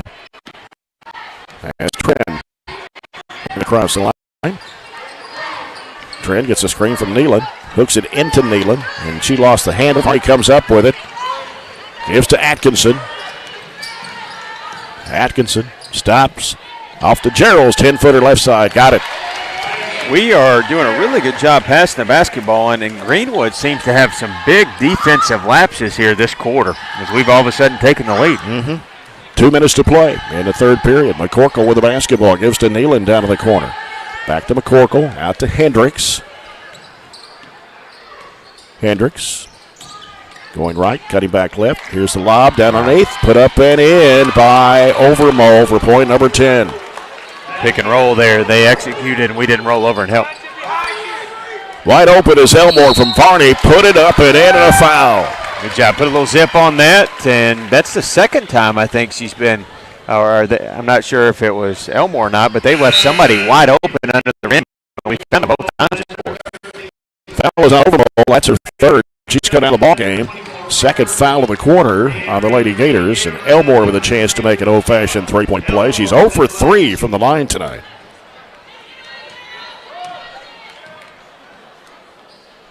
And it's up, and it is no good. 0 for 4 tonight. 36-35. Trojanettes lead it by 1. Go zone. Yep. Got Katie Murphy and Shelby Bird with a trap, and it's taken away. Shelby Bird got her hands on it, so did Murphy. And here's a pass coming to Bird. Bird flips it out now to Murphy, over to Elmore, back to Murphy. Kicks it off over to Gerald's for a 3. Got it! One of the things I wrote on the paper was crisp ball movement. Move the ball with a purpose, and that play right there was a perfect example of that. Trent for a 22-footer, way short, just brushed the net and went out of bounds. With 58 seconds to play. So right now on the court for Barren, it's Katie Elmore, Katie Gerald, Katie Murphy, and Ashley Atkinson, and Shelby Bird. 17-6 quarter with a chance to add to it. They're going 2-1-2. They leave it with Murphy out front. Murphy fires it off to Elmore, dumps it in there to Geralds. Geralds goes up with a shot, can't get it to go, but got fouled. She was surrounded by 3 Lady-Gators. That wasn't the easiest to get from where she caught it down around her waist up to a position to shoot it. She muscled it up there and drew the foul. Kupchella commits her first. That's number 3 on Greenwood here in the third quarter. Geralds puts it up. It's good. 60% foul shooter. 6 points all in this quarter for Katie Geralds. And now the lead back up to 5 for the Trojanettes at 40-35. Matches their largest lead. That was back at the start of the second quarter. And then Greenwood went on a run, 19-9, 10-0 run there. That's second. Second shot also good for Katie Geralds. 41-35, largest lead for Barren with 40 seconds to play. Here's a steal. Bird got her hand on it. They got into a trap, and then she's going to be fouled. Hendricks will commit her first. 6 turnovers by the Lady-Gators there, and Shelby just used her length to smother her up as she crossed into no man's land right across the timeline. Barren County's basketball underneath. Bird looking in the corner. Atkinson fires it out to Elmore. Inside Bird. Pass was deflected, but Murphy caught it. 3, no good. And the rebound comes off to Greenwood. 27 seconds to play in the quarter. Kupchella got the board, bounces it off to Kupchella. In the middle, they kick it off right side McCorkle. Across it goes to Hendricks. In the corner, sliding over, shooting a 3 ball. It is no good. Put up, no good. And another offensive rebound loose on the floor. What we got here? Foul on the backside by Elmore. And that'll be her first. Team second of the quarter. Greenwood's basketball with 9.9.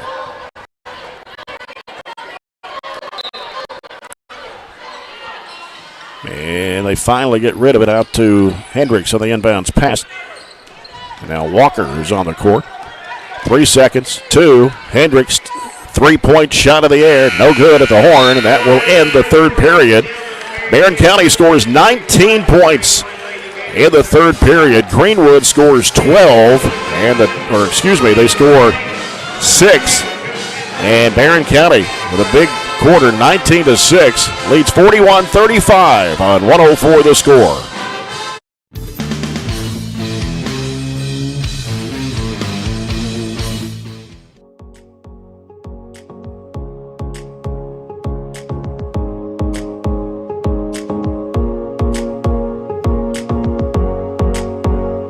We start working all the way from kindergarten, and they start doing, if it's building the 3 Little Pigs houses and they have to build something and test it and all of these sorts of things, they start that kind of problem solving skills really young.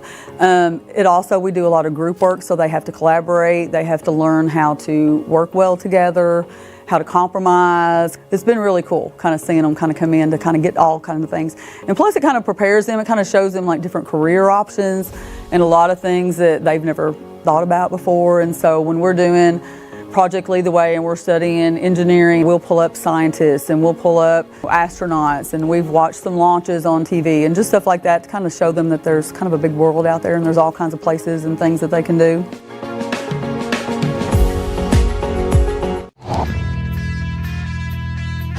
Well, it's been a game of quarters, really. That second quarter, Greenwood outscored Barren 19-9. And here in the third, the Trojanettes outscored the Lady-Gators 19-6 and take a 6-point lead heading into the fourth quarter.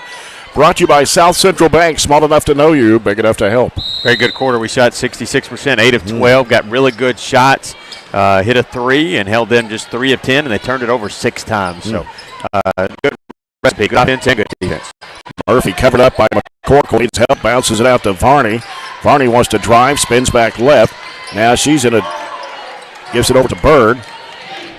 Bird driving, left side, goes in the corner to Murphy. Murphy, across over to Hannah Bragg, who just checked in, down to Strange, shot it too hard against the glass. They've got fouled, but no call on that one. And Bird almost picked off the pass there, but ran in to Martin, and Bird will commit her first. Team's first of the quarter. Greenwood's basketball, 7:27 remaining. So Hannah Bragg had checked in just a moment ago. Start the fourth quarter. 6-foot sophomore, averaging 2.7. Kind of a 1-3-1 zone with a trap, and Murphy just takes it away. Jump ball. Possession back to the Lady-Gators. And now Savannah White will return to the Greenwood line. She scored 11 points in the first half. 3 threes and 2. It's got scoreless here in the second. Trent's been held to 5 points. And knocked away by Strange. Ahead it goes to Bird. Bird goes in for the layups. Good. Good outlet pass by Taylor. And Shelby used her length to just push it ahead for the bucket. Trent dumps it off in a corner in a trap. Barren County trapping the ball everywhere it goes. And it is going to be timeout Greenwood. I don't know what he was going to call there. He had a closed fist. Closed fist. I thought he was calling a foul. I thought he was too. But no, he didn't. So Greenwood with the timeout, 7:02 to go. Barren County 43, Greenwood 35. Barren trailed at one time 29-22. That was at halftime.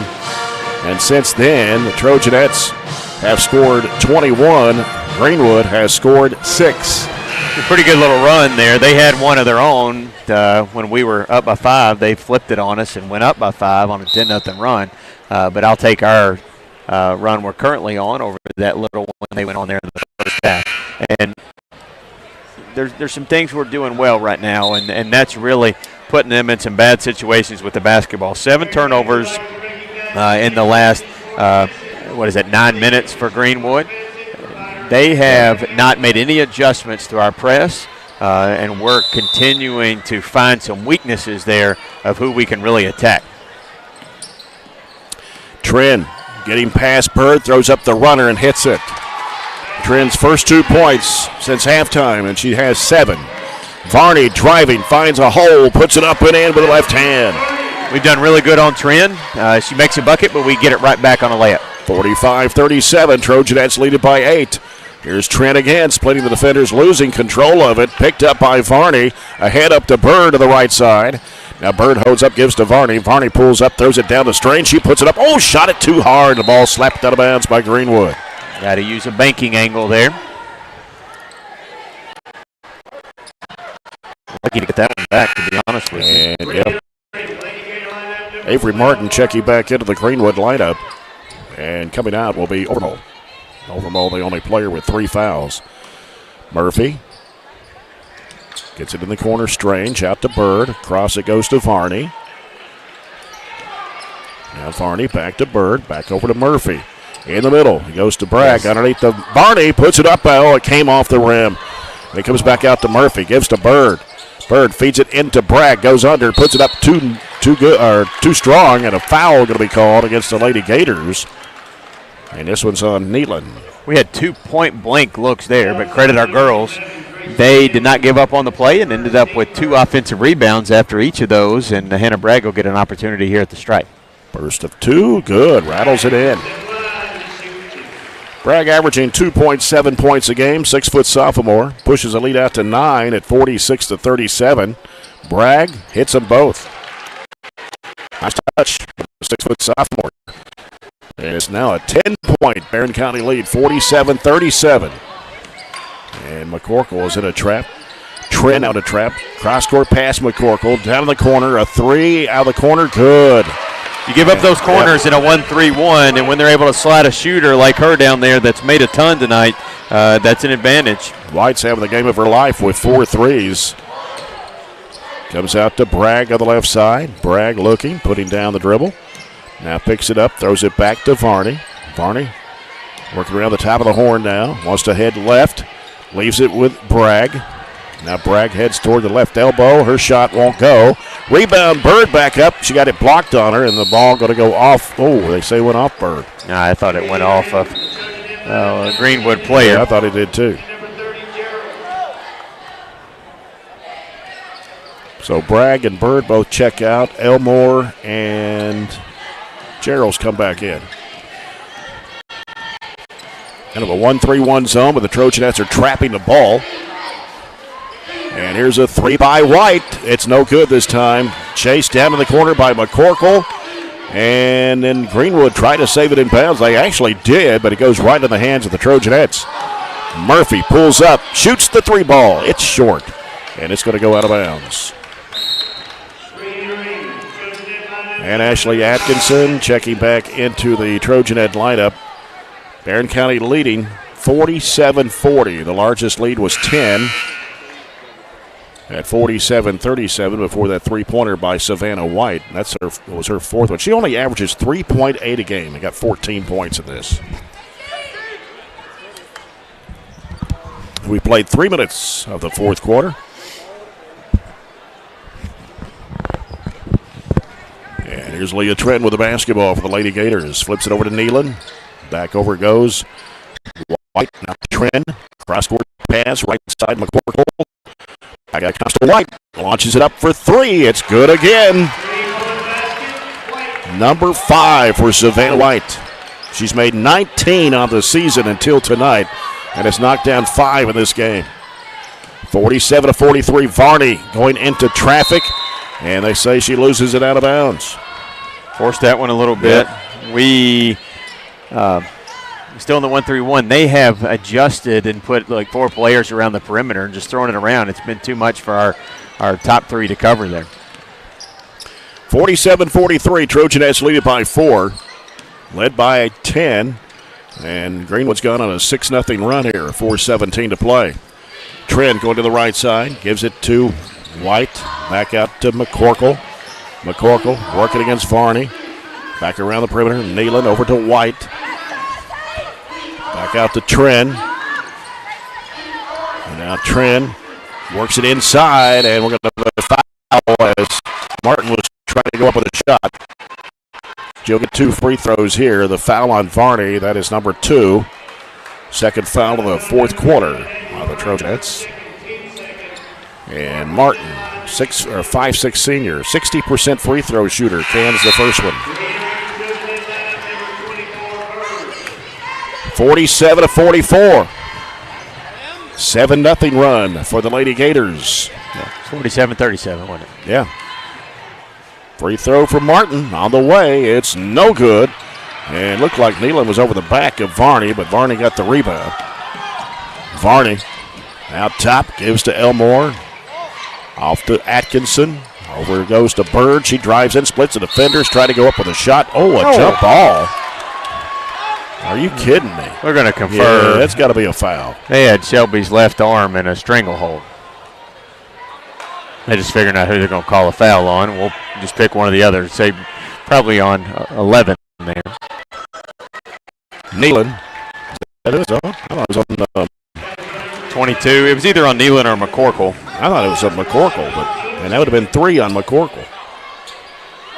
Definitely a foul call. It's the right call, and you're not going to complain. You could have got shots out of it, really. But, just throw it out from under. Got to get it in. Have to get it in play. Comes into Gerald's in the corner. Sends it out to Elmore. 3:40 to play. Barren County up by 3. Varney on the right side, halfway to the corner. Coming out to get it is Bird. Sends it over to Elmore. Left side, Gerald's. They had Atkinson posted down low. Mismatch with Tren underneath. Varney trying to make a move. Spins and backs into the lane. Gives it over to Bird to the right wing. Bird back to Gerald's. Gives it to Elmore in the corner. Here's a lob down into Atkinson. Reverses it up and in.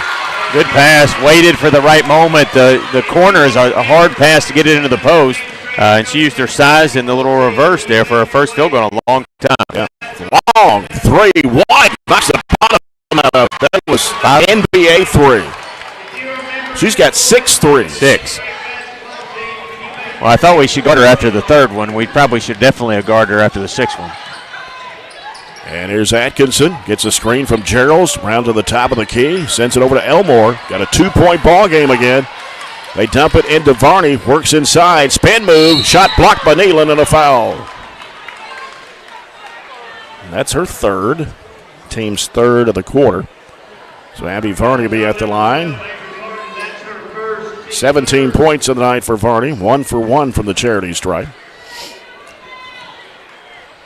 Barren had a 47-37 lead. Free throw's good for Varney. Makes it 50-47. One more for Varney. On the way, got it. 51-47. Trojanettes, 2.5 minutes to play. Here's Needle with the basketball. Gives it over to White. Now working at top of the key. Martin, she took an extra step, no call. They weren't even looking at her feet. Bounce pass down low. Back out it comes to Martin. Fakes the three. She walked, no call. And now we're going to get a foul. Varney, her third, team's third of the fourth quarter. 2:12 to go. Barren up by 4. Here's the lob coming out to McCorkle. Covered up by Varney. Now gets rid of the basketball to Martin. Over goes to Nealon. Bounce pass in the right corner to Tren. Back to Nealon. Diagonal pass off the left side wing. McCorkle. And now give it back to Martin. Working inside the paint.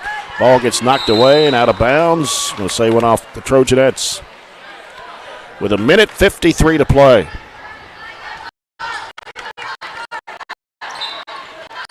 Trent to the right baseline. Gets it in play in the corner.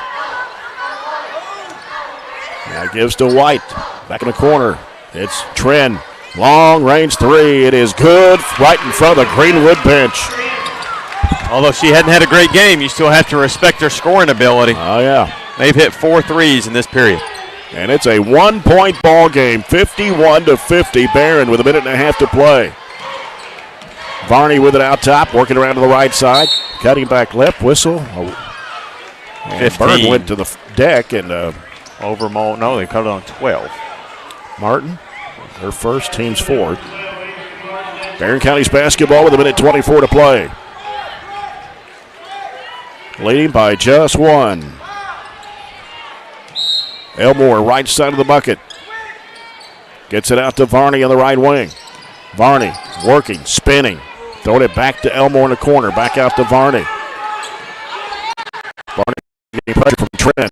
Leaves it with Atkins to the left side. Feeds to Elmore. Goes up with the left hand. Shot. Puts it in.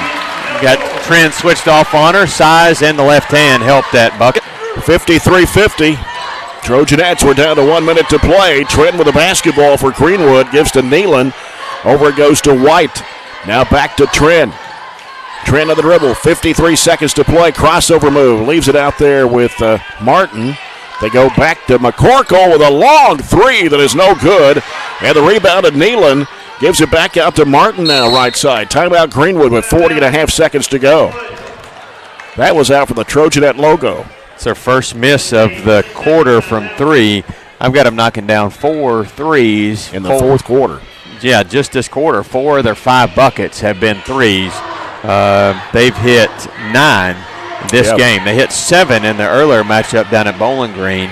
And McCorkle had 3 of those. But it's been kind of the more unlikely candidate tonight. And that's White, who's hit 5, 6. Averages 3.8 a game and has 20 points in this game. How many threes she has all year? Well, she had 19 coming into the game. Yeah, 19, and she has 6 tonight. Yeah, so 25. She's got a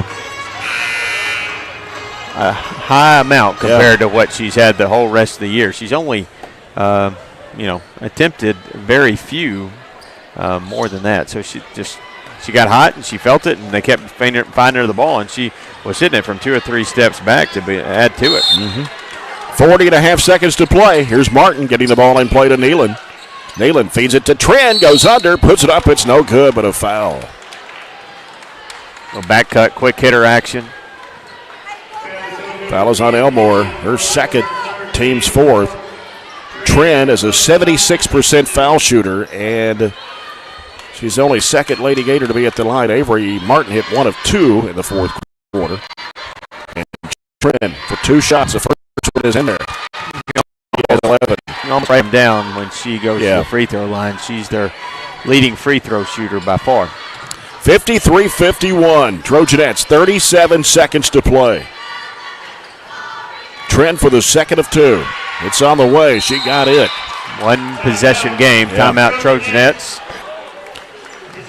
Greenwood, according to the board, Greenwood doesn't have any timeouts left. That's just our second. So we got 3 left. Greenwood has none. So no matter what happens, they're going to have to catch it and play it if we miss or give it back to them. They, with the next foul, will put us in the bonus. If that comes down to it, they'll actually probably consider that very quickly. Final score on the Coca-Cola scoreboard, Metcalfe County girls beat Russell County in a District 16 game, 58-47. You're following the Trojanettes here on 104 The Score and 12:30 a.m. 104.7 FM WCDS Glasgow, online at 104thescore.com.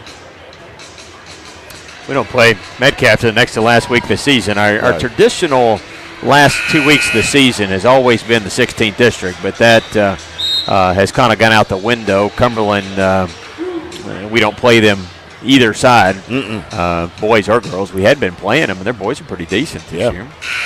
First year that we haven't played either team in Cumberland County. Well, we're down to the final 37.1 seconds. Barren County with the basketball. Greenwood with a full court press. Trojanettes with a 1-point lead. It's 53-52. Atkinson looking for somebody to get into. It comes into Varney. Varney turns up court, races across the timeline. Now Varney with 30 seconds to go. Gives out to Atkinson, and she's going to be fouled. And this will be on Martin, her second. That will put Atkinson at the free throw line, which is 1 of 2 tonight. A 50% foul shooter on the season, has scored 7 points in this game. 2 big ones right here. First one is up, and it is no good.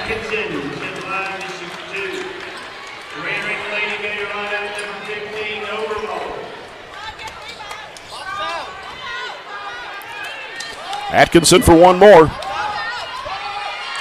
Puts it up, and it is going to drop in. Boy, it took a lot of rim, but it did go down. Remember, Greenwood has no timeouts. They're going to have to play it down 2.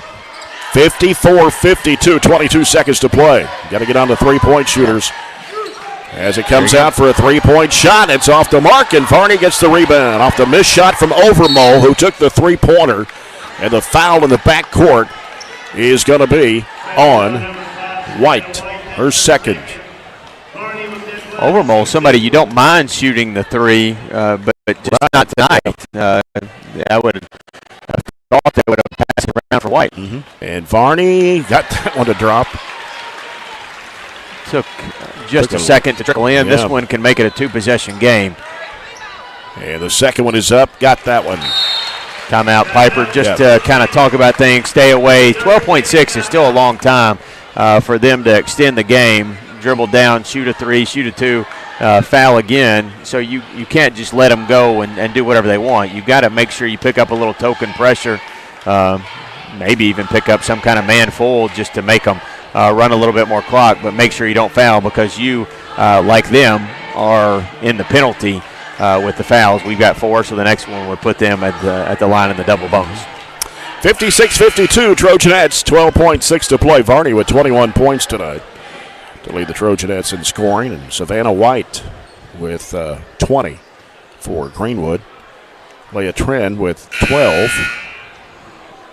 You average 3. I'd say you probably haven't had very many games with 20.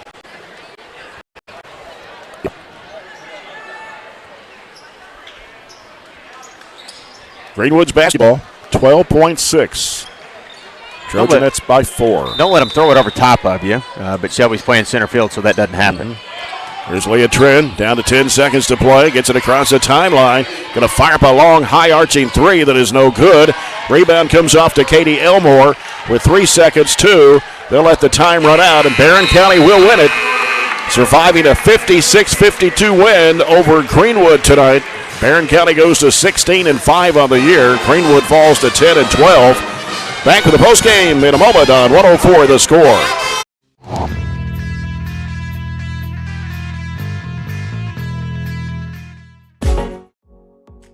Medical Detectives is part of the Project Lead the Way curriculum, a feeder to the biomed program at the high school. One of the things that I really enjoy about this class is that it does expose the students to a number of different medical careers and give them ideas that there are numerous potential career opportunities for somebody in the medical field. I would definitely recommend the class for someone who has interest in medical sciences, and you'll learn a lot about the brain, vital signs, and just all around a lot about science. Classes that we're offering here with Project Lead the Way, it allows them to have those real world problems where they're able to connect with each other, connect across soft skills that they're able to develop and work through those problems together. And so within our school, within our district, we provide lots of different opportunities for students to learn, to grow. And so that's what our goal here is at Barren County Middle School, is to empower students through our learning opportunities.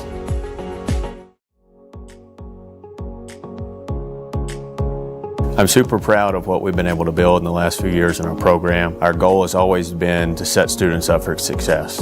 But what this does is, I think it is a game changer because it creates that next step of connections for students to what we're doing in the curriculum and allows them to really see hands-on what nobody else gets to see. I've absolutely loved the past 4 years being in biomed. I have got so many wonderful opportunities and has prepared me so much for my future. I really feel like our rigorous curriculum really prepares them for med school, physical therapy school, pretty much any graduate medical degree. Our table is a great asset. It's really just a really good supplement to help their learning. Barren County High School is very fortunate to offer multiple career pathways. The biomedical pathway is just one of those, but our focus is always to have students hands-on experience that prepare them directly for the career that they're going to have when they graduate. Trojanettes win it 56-52 over Greenwood. Coach, a little sigh of relief. It's kind of a game of quarters. You know, we're outscored. They went on a 10-0 run, 19-9 second quarter. You outscored them 19-6 in the third quarter. And but Savannah White, I don't know where she came from, but she only had 19 threes in the game. Scored 6 in this one. Yeah. They were from deep too. They weren't just like right and toe in the line. They were rather deep. A lot of them can shoot it, and you know we kept saying, all right, well we'll give them that. Okay, a little bit closer. All right, let's get a little bit closer to them, and luckily they didn't hit that one at the end. But yeah, they can shoot it. 148 threes as a team, coming in average about 7 a game, and of course they hit 9 tonight. But you did a pretty good job on Leah Trent tonight. Yeah, I thought that we did. We tried to throw some different kids at them. You know, we started with Elmo and Ashley and Abby Goddard or some. You know, we know a lot about her. We've seen her play a lot of games. They can shoot it well, or she can shoot it well. She drives. She loves that little floater. But yeah, I thought we did a really, really good job on her. Abby Farney scoring 14 of her 21 points in the second half. Yeah, you know, early we were trying to get her. We had a mismatch with her, and we tried to look inside for her at times. And then obviously you can't do the same thing over and over. And then we ended up kind of our little motion. We just did a really good job of seeing the floor and seeing open cutters, and that was the other reason, or how she actually got those other baskets. I think your trap worked quite a bit tonight too. Yeah, right. We started that, and then kind of got away from it, and then that kind of got us back in the game right there in the third quarter. I think just being in the right spots, and it kind of makes them play a little faster, and it's to our advantage. Obviously, we want our defense to turn into our offense, and that also helped. Yeah, we go to 16-5, and you got a pretty tough game here Thursday night against a very good Pulaski County team that beat Greenwood by 19 on Saturday night. Sydney Martin, their best player, 22 points a game, and they like to shoot the three as well. They do. We were actually talking about that earlier. They probably shoot 5 or 6 times more times than we do, but we played them last year. We remember that game. You know, we kind of got down and battled back and made a good game out of it. Had a chance. Of course, they almost have the exact same team back, but I think they graduated 1 maybe. But regardless, you know, we're continuing to focus on us. It doesn't matter, but we got to find ways to get better, and that's going to be a good test for us. Yeah, because after Thursday night, you got a big week next week. 4 games with Allen, Franklin Simpson, Monroe, and Adair. So not. No rest for the week. No, that's exactly right. We are excited, though, after Thursday, we will get a little break, a little breathing room, take a couple of days off. But like you said, we'll come into practice tomorrow and clean some things up, hopefully, and be ready to go Thursday. All right, Coach. Congratulations. All right, Jay. Thank you. All right, see you Thursday. Coach Piper Lindsay, the Trojanettes winning 56-52 over the Greenwood Lady-Gators. As we check out the stats and scoring from tonight's ball game, Barren County led 13-10 at the end of the first quarter. Trailed at halftime 29-22, and then it was 41-35. The Trojanettes went back on top, outscoring Greenwood 19-6 in that third period. Actually took a 10-point lead at one time at 47-37 before Greenwood started making a comeback. They did outscore the Trojanettes 17-15 in the final quarter, but Barren County wins it 56-52 over the Lady-Gators. And both teams had 20 field goals tonight. But Greenwood, 20 field goals, 9 of those were from behind the arc, and 4 of them were in the fourth quarter. They were 3 of 4 from the charity stripe. And led the scoring by Savannah White with 20 points. She hit 6 threes. Leah Trent had 12. She knocked down 2 threes. Avery Overmole had 10. 5 points for JoJo McCorkle. And then we had 3 points for Avery Martin and 2 for Ansley Hendricks. Grayson Neelan did not score. Played several minutes tonight for the Lady-Gators. For Barren County, 20 field goals, 15 of 21 foul shots. Abby Varney, the only player in double figures with 21 points. He had 7 in the first half, which were actually in the second quarter. Ended up with 8 field goals, 5 of 5 from the foul line tonight.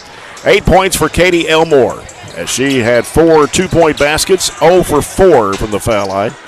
And Ashley Atkinson with 8 points, 3 field goals, 2 of 4 from the charity stripe. Katie Gerald scores 7 out of 3, a 2, and a couple of free throws. 6 points for Taylor Strangehall in the first period. A field goal and 4 of 4 from the foul line. Shelby Bird with a couple of baskets for 4. Hannah Bragg had a couple of free throws for 2. Katie Murphy saw some action tonight along with Addison McFall and Ronnie Wilson. They did not score. But get the victory, but a tough one on Thursday night. Yeah, but you go one game at a time, and you looked at Greenwood. Greenwood fell to them, not by a blowout type margin. So I think they're a team we can compete with. They're a team that we just failed to get off the bus with last year. And got manhandled in the first half, and then took everything we had to get back in the game, and we really had a shot to win it. We literally had a shot to win it there at the end. I was extremely disappointed how we played the first half down there, and then really impressed, honestly, how we played the second. So it should be a competitive game. It's a really good game for them to play one of the top teams in the 12th region. A team we don't play a ton of teams out of the 12th, but Pulaski scored very similar to ours. Good to match up with them, just an hour down the park. But fortunately, again, that's one of the few home games we've been able to play, and we don't have to go down there Thursday night. So finish this one up real quick. You said both teams hit 20 field goals. We were 20 of 46 for 43%. Hit just 1 of 8 threes for 13. They were 20 of 43. For 47. So very, very similar stat lines until we get here, and that's where they made 9 of 23 threes for 39%. So huge difference there, 24-point difference from the free throw line. One thing that I do like to see on the stat sheet is we only turned it over 7 times. You think back, I don't remember what we turned it over last night, but it wasn't a terrible amount. But you think back to the Glasgow game, you think back to the Monroe County game, we almost turned it over 20 times a game in each of those. So 7 tonight takes care of it a lot, and that obviously gets you more possessions and what allows you to shoot 46 shots in the game. So they turned it over 12. We out-rebounded 29-21, gave up 6 offensive rebounds and got 11 of our own. So good win. Hang on there. You had to come back from a deficit and then got up 10. Hang on down the stretch. So get a couple of days off. Well, really 1 day off, right? I can't keep straight on what day off for what day of the week it is. Yeah. So they'll come in, probably go a little light practice tomorrow, and be ready for a single game on Thursday, and then they get Friday and Saturday off to actually start the week over back on Monday. Our post-game report brought to you by CPC Commodities. Proven in our farm, made for yours. Coach Lindsay's comments brought to you by McDonald's. Enjoy a meal today at McDonald's on Smith Road. Time to name the MVP of the game tonight. Brought to you by Edward Jones Financial Advisor, Jamie Harris. And we'll give it to Abby Varney tonight. 21 points for Abby Varney, 14 points in the second half. She hit 8 baskets and 5 of 5 from the charity stripe. So Abby Varney, our MVP of the game. Well, can I add one real quick? Yep. Let's do an offense and defense. I think Abby got the offense, but I'd love to give Katie Elmore the defense because of what she did with Trent. 5 points in the first half, just 12 for the game, and I know she made that 3 late, but you hold Trent down to about half of her average. That's one of the reasons you win the game because she wasn't scoring, and I thought she did a really good job defensively on her. So, maybe that's what we need to do is have an offensive player and a defensive player of the game. Well, sometimes you do. Sometimes you do. And sometimes you don't want either one. Well, some games it's been hard to give one because you just didn't play well as a team, and but at the same time you got to pick it. You got to pick out some good moments from those games and build on them. Just like last night wasn't a total; it was a loss. It goes down the loss column, but there's got to be things that you see that you're able to magnify and carry over to be able to build off of it. You don't want last night to be a complete all for nothing, and I think it motivated us enough to kind of get through that spurt where we were struggling and propel us to the victory.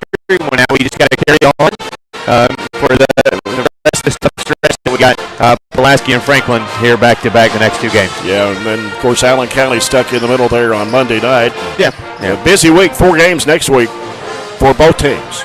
So, not a whole lot of rest next week, for sure. No. Yeah. Then it goes back to kind of the 2-a-days or 2 a week, right? Well, it'll be 3 the next week after that, and then we'll have 2 the last week of the season. Okay.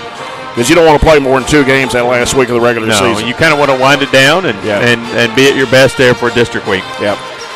All right, 56-52, Trojanettes win it. We'll be back and get ready for the Don Franklin Glasgow countdown to tip-off of the Trojans and Gators next on 104 The Score.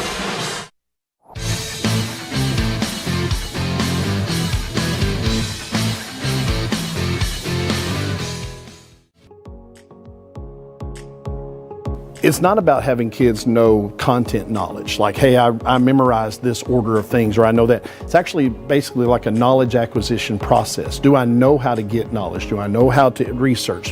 What's my question? How do I know when I've learned this? How do I know when I'm ready to go to the next thing? So for them in the STEAM process, what we look at is, what's our question first? What are we trying to accomplish? What's our goal when it's all said and done? I try to have models for the kids. We discuss things. We look at examples from the real world, and ultimately in the end, they have to figure out the engineering process for themselves. I'll provide them with materials. I'll provide them with instruction, even some direction, but ultimately in the end, they have to build these things, and that's the kind of real world stuff they're going to have to work through. That stuff will take them far beyond what they learn here. It's all about trying things, taking risk, and then applying what you've learned in a classroom to what you do in life, and then being able to develop techniques that you can use outside these walls. For me, favorite thing to teach is just anything coding. I guess if I'm picking something specific, it would be JavaScript. That's just my first programming language that I learned, and it's just, I don't know, I feel like there's so many fun things that we can do with that. For outcomes, just seeing any students like continue in the field, even students prior that I've seen like go on to working in different software development jobs, and I even get to like bring them back in after and be guest speakers to my other students is just so, I feel like such an awesome thing to get to have and get to see. It's definitely not what you think it is. There's a lot of different people. You meet a lot of different people with a lot of different perspectives. It's really a community, and you're kind of there to just help each other. Just this career, like pathway in general, not just like the pathway here, but just this career, I feel like can be a great opportunity. The flexibility that comes with it, and obviously the pay, that's just something that's great for anyone that's interested in it. Barren County Trojans suffered a frustrating loss at Monroe County on Saturday night, falling in double overtime to the Falcons 59-58. The loss broke an 11-game win streak over Monroe County, and the Trojans shot a poor 7 of 29 from three-point range. Actually had a 14-point lead at the end of the first quarter, but could not hang on to it. Case Billman led Barren County with 22 points, hitting 4 threes, and Waylon Clemens finished with 13 points. He made 2 three-pointers. The Trojans are now 13-6 coming into tonight's game against the Greenwood Gators under fifth-year head coach Will McCoy, 77 wins and 65 losses overall. The Gators are 10-11 on the season, but 0-4 in District 14. competing with Bowling Green, Warren Central, and South Warren. They played 3 games last week, losing to South Warren on Monday night by 9 in overtime. They had a 4-point win on Tuesday night against Logan County and a 31-point loss to district foe Warren Central on Friday night. The Gators were just 6 of 24 on 3-point shots in that game, and they are 3-6 against 4th region teams. They have wins over Russellville by 16, Allen County Scottsville by 35, and Logan County by 4. Losses to Russell County by 13, Glasgow by 8, Warren Central by 21 and 31, Bowling Green by 48, and South Warren by 9. Coach Will McCoy took his 2021 team all the way to the Region 4 championship game as they lost to Bowling Green in that championship game 57-49 3 years ago. Going back to 1998, the series has Greenwood winning 13 times, the Trojans winning 12. 14 of those 25 games decided by 8 points or less. Barren County won the ball game last year 52-49 at Greenwood and have won 7 of the last 10 games against the Gators. Greenwood loves to shoot the 3. They average about 8 per game and have made 168 of them. Barren County has made 174 for an average about 9 a game. And so tonight with the shooting barrage that we might have, a shooting bonanza, could we see a game of the 60s and 70s? Well, I'd say it's very likely if we're able to knock down some threes, we're able to, I think sometimes on the schedule you only look at the games, but every day is important how a coach kind of manages his team, especially when we get into February. And just a day of practice yesterday, getting back into a normal routine. A skilled team, I've said this a couple of times, a skilled team as we are shooting the basketball, that long layoff over the snow break kind of got us out of a rhythm, got us out of a routine. And so getting back in the gym last night, I think was important just to get up some shots. And, I'm sure they got after it, but able to have some fun, see some shots go in, build some confidence. And I think you used the word frustrating there. I think both games were frustrating. It wasn't completely a surprise that we got beat by Glasgow because I think their record's better than what it is. But both of them were frustrating, maybe because of the margin, and then you had a big 22-6 lead there at Monroe. So you should have won that. But this is a good game for us to play right here in this spot because Greenwood is a struggling team. They lost 7 of their last 8, but 3 of those 7 were to Bowling Green and Warren Central. So it's top teams in the region that most everybody else is going to lose to as well. So you just got to make sure you guard the 3 and you don't force the 3 on our end. You got to get good shots. You got to get good offense. Work through it. Know their matchups. Know who their kids are going to shoot the 3. The Simpson kid is obviously really good. The Hatcher kid, the Pettis kid, those are the 3 main. But they've got others that can knock down 3s in spots, and you can't just guard a couple of kids like you can really focus on, like Leah Trend, for example, on the girls' side. They've got 6 guys that can shoot the 3, and it's led by Simpson, who has 42 of them. Chase Huff has 36. And you go on down the list. There are 6 guys that can knock down 3s. Who've made at least 16 3s on the season. Talk about being frustrated. I would say the Glasgow boys are frustrated. They're down 18-3 to Caverna after the first period. Wow. 10 turnovers in the first quarter for the Scotties.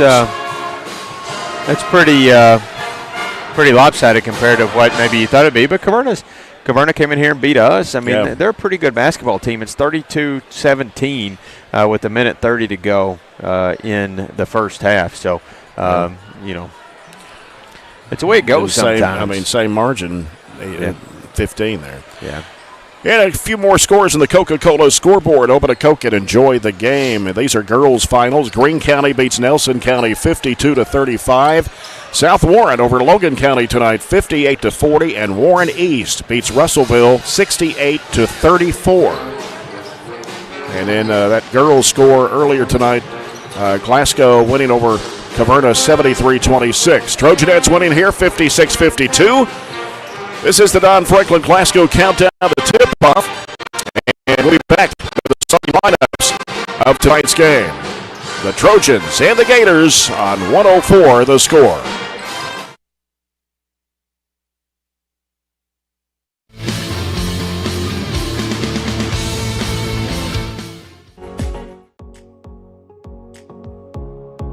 I really like the hands-on aspect because I have several students, particularly this year, being that we do have such large gaps from our COVID time, that are having some trouble with reading. They struggle to do that. So when we do the hands-on and they're able to see the models and to watch me do it, that is taken completely out of the equation, and it gives them the confidence to really shine and do all these smaller tasks.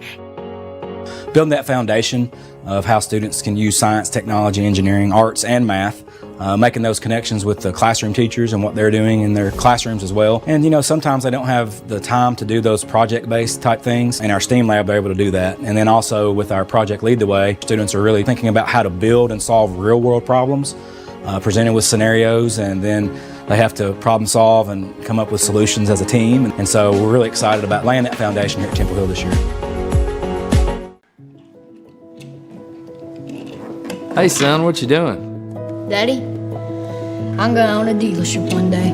All right, I'll dream with you. From one small dream to over 25 dealerships in the state of Kentucky, we have set out to provide Kentuckians with reliable vehicles and the best customer service for over 50 years. This may have started with a simple dream, but our dedication to our customers will go on for generations.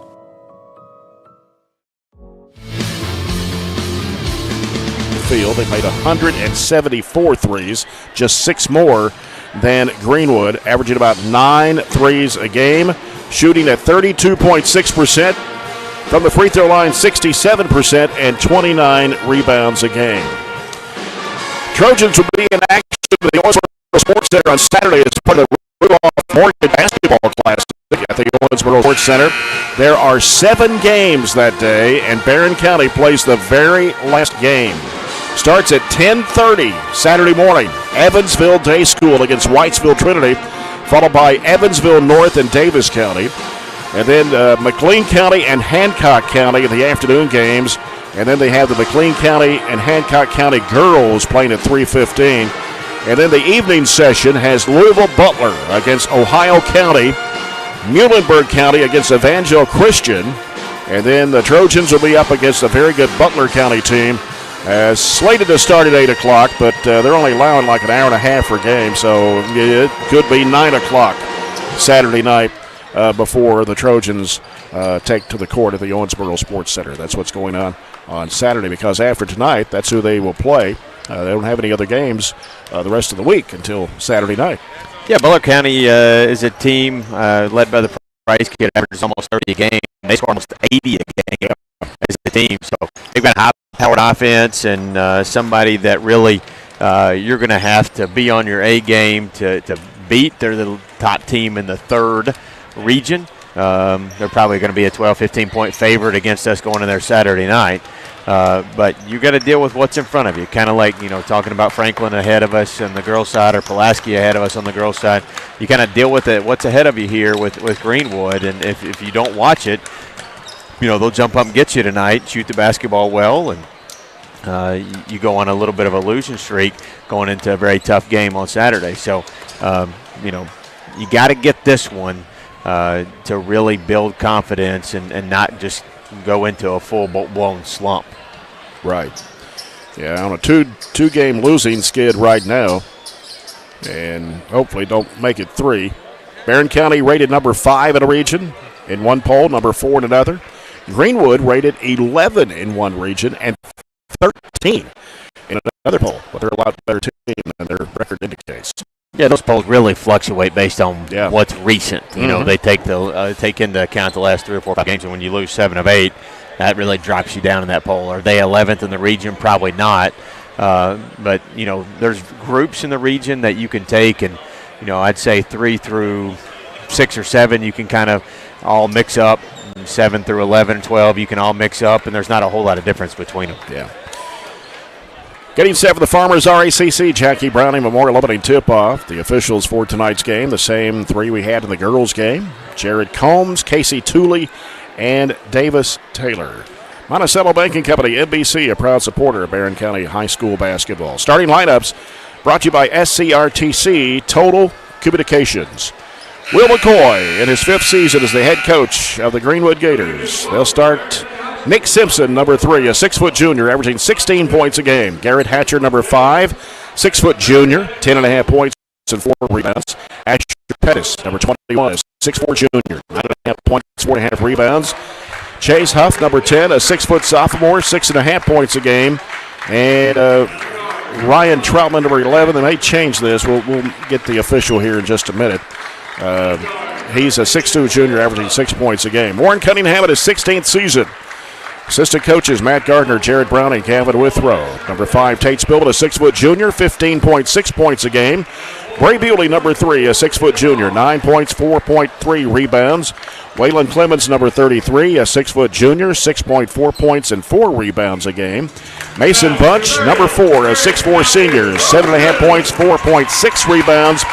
Graham Hall, number 10, a 6'5 senior, 8.1 points and 6 rebounds. So they are going to start Simpson, Hatcher, Pettis, and Huff. It'll be Jet Hall, the 5th starter tonight, number 24. He's a 6'2 senior, averages 3.5 points a game. There's only 3 seniors on this Greenwood ball club, and so they're going to start 3 juniors, 1 sophomore, and a senior. And for Barren County tonight, 2 seniors and 3 juniors. Greenwood in green uniform, dark green uniforms with light green numbers outlined in gold. That would be hard to see if you were on a football field, but we're not, and still going to be hard to see only 10 feet away from the floor. The Barren County Trojans in their home white with burgundy numbers and letters outlined in gold. Greenwood has pretty much just lost the burgundy in their colors. They're one of the few schools that have 3 primary colors. South Warren's maybe another one, but they have green, gold, and burgundy, and they don't really show that burgundy in any of their uniforms anymore. In the jump circle for Greenwood is Jet Hall. For Barren County, it's Graham Hall. And Jared Combs will toss it up. Barren County moving left to right. And Greenwood controls the tap. Here's Jet Hall with it on the right side. Gives it out to Hatcher. And now to Simpson. Simpson working the right side. Leaves with Hatcher. And around the perimeter. They give it up the left side. Back around to the right. Try to drive with it there was Huff. They go back out now to Pettis. Good ball movement by Greenwood to start the ball game here. As it comes out to Simpson. He may have walked, but goes to the basket. Goes into the corner. Here's a 3 ball that is good. Knocking it down is Huff. That's number 37 on the season. He's the second leading 3-point shooter for Greenwood, and they're out to a 3-0 lead. Bray Bewley bounces over to Mason Bunch. Bunch out to Spillman. Left side it goes to Bewley. Bewley now to Bunch, top of the key. Back to Spillman on the right side. Spillman wants to drive around his defender. Kicks it off the left corner to Bewley. Out to Bunch, and now here's Clemens. Fakes, drives down the lane, puts it up with the left hand. Good. Pretty much a 5-out type set, and we got a good drive with Tate. He kicked it, moved it around, and then another drive there to Whalen. And it's 3-2. Here's Jet Hall with the basketball. Give it around the perimeter over to the right side. And they give it out to Hatcher. Hatcher will send it out. We're now to Huff. Huff breaks to the middle. And now working to the right elbow. Back to Huff. Launches it up for 3. Swish. Wow. That's 2 of them in a row. That one was a little bit deeper with Tate's hand in his face. 6-2. Now he averages 6.5 points a game, so he's got his 2 threes already. Bewley with the basketball. Out to Bunch. Gives it back to Bewley. Down to the right corner now to Clemens. Clemens sends it back out to Hall. Now around the perimeter. Left side wing. Bunch. Out to Spillman. Spillman wants to drive. Kicks it off at the baseline. Here's a shot by Hall. No good. And Bunch tried to go back up with it, and he's fouled. Verticality, the rule of verticality. Mason was able to stay vertical, and he did not even though he went over the back, he didn't make contact with the person in front of him. 2 minutes gone here in the first quarter. Mason Bunch, a 66.7% foul shooter for 2. The first one is good. 6-3, Greenwood. Bunch with a second try. On the way, and he got it. 6-4 Gators. 2 minutes gone to the opening quarter. Here from Bobby Steenberg in court as Nick Simpson handles the basketball. Goes right side with it to Pettis. Here's a long three that is no good for Simpson. Ball's loose on the floor, picked up by Hall. Trojans with it. Spillman in the front court. Leaves it with Bewley. Bewley into the circle, gives to Bunch. Three-pointer if it goes. It is in and out. Rebound to Huff. And the outlet pass comes to Simpson.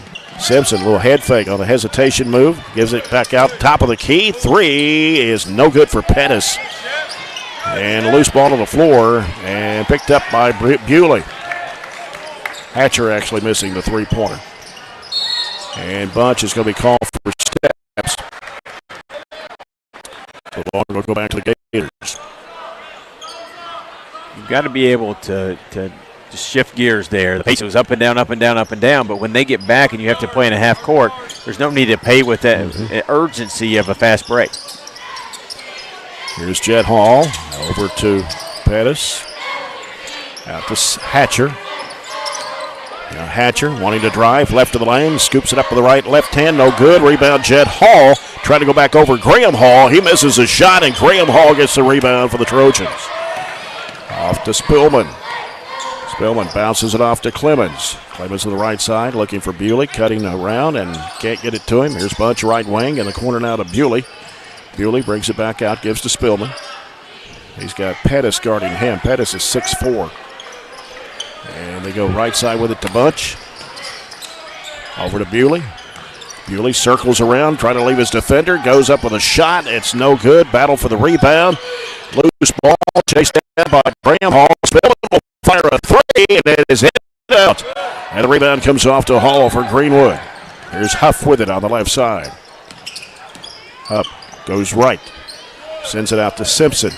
Now gives to Hatcher. Hatcher now Pettis. Thought about the three, but decided to give it up. And it's Huff. Back to Pettis. Into Hall to left elbow. Turns, fires it off underneath, and a shot put up and in by Hatcher. Whalen took a big chance there. If you don't get that steal, it's a layup, and that's what happened. We didn't get it. They laid it in. 8-4. Greenwood leads it. Here's Hall on the right side with it for the Trojans. Sends it out to Bewley. Back to Spillman. Fakes. Goes to the corner. Looking. Back out to Hall. Hall sends it off to Clemens. Clemens now gets rid of it to Spillman. Free throw line jump shot. No. And rebound is slapped back in bounds, but Greenwood has it on the run. Into the front court with it is Hatcher. Right side it goes to Simpson. Simpson brings it out. 3:15 to play the quarter. Simpson into the key, goes left of the lane. Spin move against Bewley, puts it up, missed it. Rebound Bewley. Bewley gets rid of it to Mason Bunch. Off it goes to Spillman on the right side, halfway to the corner. Out to Clemens, out between the circles. Clemens dribbles left, looks back right. Gets rid of the basketball to Bunch on the right wing. Now Bunch putting down one dribble, sends it over to Clemens on the left side. Now Spillman left wing. And now gets it out top to Clemens. Clemens fakes, drives, back out to Bewley. Thought about the three from way out there. Spins, goes to the basket. Here's a runner. No good. Foul.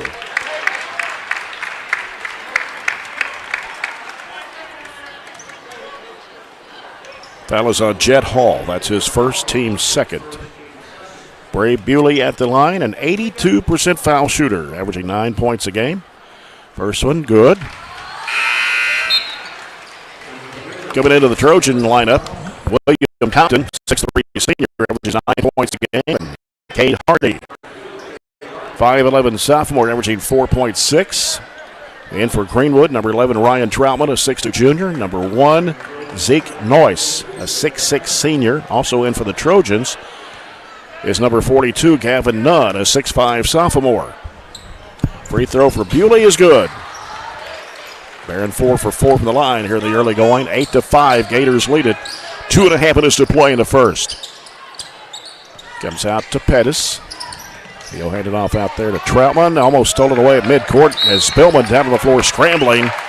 Ball will go to the Trojans on the arrow. Tate knew he'd probably didn't have a really good chance to scoop it and score it there, so he just dove on the floor and let them tie it up, and we get the arrow. So either way, it's a turnover. Cade Hardy with the basketball. Gets rid of it to Compton to the right side. Nunn sets a screen, goes back to Spillman, over to Bewley. Bewley feeds it inside there. Nunn with a spin move, trying to go up and under. Couldn't, gives it back out to Bewley. 22-footer, no good. And the rebound pulled down by Noyce. 8-6 the score. Simpson with crossover move against Bewley. Goes to the basket, puts it up and in. He gets downhill pretty quick, and we try to take a charge. No defense. 10-6. Compton out of the corner for a three. It's in and out. And we got a foul on the rebound. And let's see. Stay here. Number 21, Pettis, his second. Team's third of the quarter. So now Coach Will McCoy will bring back in Garrett Hatcher. He'll also bring in Hunter Haycraft, a 5'6 junior. He's played like 10 players already. Yeah, they play a lot of kids. Jackson Reese checking into the Trojan lineup, a 5'11 junior, averaging 2.5 points a game. Bewley left of the bucket to toss it in. Comes out to Compton behind the arc. Now he'll give it to Hardy with 1:40 to play. Reese drives in the lane, jumps it over to Hardy, and he'll curl into the free throw line area. Back to Reese, fakes, drives to the basket, puts it up and in. Just our second field goal. I thought being home we would maybe get back in the shooting rhythm, but we were 1 of 7 before that bucket. 10-8 the score. Driving left to the lane and a shot put up no good. Hatcher will go to the free throw line. A foul on Gavin Nunn.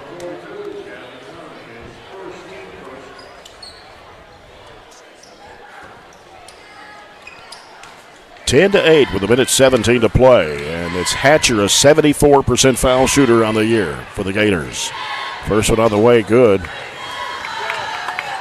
Nick Simpson, his dad is an assistant coach, Casey Simpson, who was a head coach at Warren East. James Willett's also an assistant to Will McCoy. He coached at Glasgow and at Allen County, Scottsville. Second shot is no good, tapped up in the air, pulled down by Nunn. Three-pointer will tie it here with 1:10 to play in the first. Hardy with it on the right side. Hardy getting the screen from Nunn, dribbles left, gives it over to Bewley. Bewley on the wing, trying to penetrate into the lane. Up and under move, scoops up the shot. No, not a good shot, but Nunn puts it back up and in. Threw it high enough off the backboard. He gave Nunn a chance over there. It was just as good as an assist. Yep. 11-10 the score. Trojans trail it by 1 point here with 45 seconds to go in the quarter. So working around the perimeter, it's Noyce and Simpson. Noyce coming over to set a screen. Here's Simpson penetrating down the lane. Ooh, a collision. And is that going to be a block or a block on William Compton? Didn't quite get his shoulder squared, so they'll give him the block on it. So it's Greenwood's basketball underneath. 34 seconds to play in the quarter. As they get O'Hare Morrell in the ball game, a 6'5 sophomore, averages just over 2 points a game.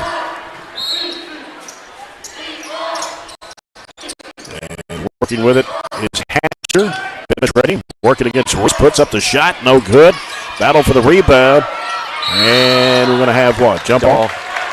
Nunn got a hand on it into Morrell, and goes back to Greenwood with 24 seconds to play. Simpson will toss it in, lobs it out to Troutman. Troutman leaves it back with Simpson, left of the key, going to fire up a three-point shot, and he hits it. He's a nice player. 14-10 Greenwood. That's his 43rd three-point shot he's made this year. 8 seconds to play. Hardy leaves it with Spillman, can't shoot, down to 4. Hardy going to have to get open, fires up a three-point shot, hits the front of the rim, and that'll do it for the first quarter. And after one, it is Greenwood 14, Barren County 10. We'll return after this break. This is Trojan basketball on 104 The Score.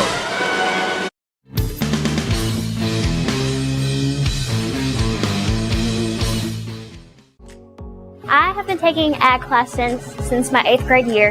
In 8th grade, I was able to be the BCMS FFA secretary, and that's when I first started falling in love with FFA and ag classes.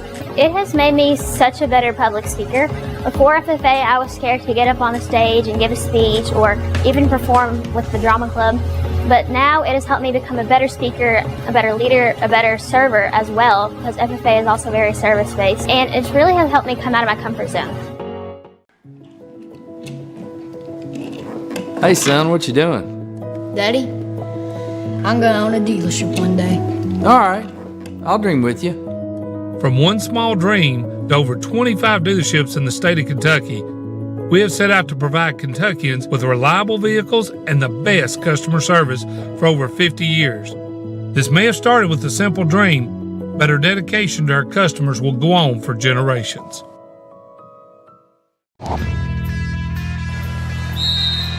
Trojans trail Greenwood 14-10 as we start quarter number 2, brought to you by Southern States Glasgow Co-op. Spillman with the basketball. Looking, gets rid of it over to Nunn, right side, back out to Spillman. Gives it to Clemens. Clemens and Spillman the only two, and here's a steal on the other end. Huff goes up with a shot, missed the layup, ripped down by Clemens. Here comes Spillman, off underneath to Jackson Reese, and he lays it up and in. Good job, not giving up on that play. We got to get back now, too. 14-12. Oh, that's going to be a blocking foul on Jackson Reese. That was close.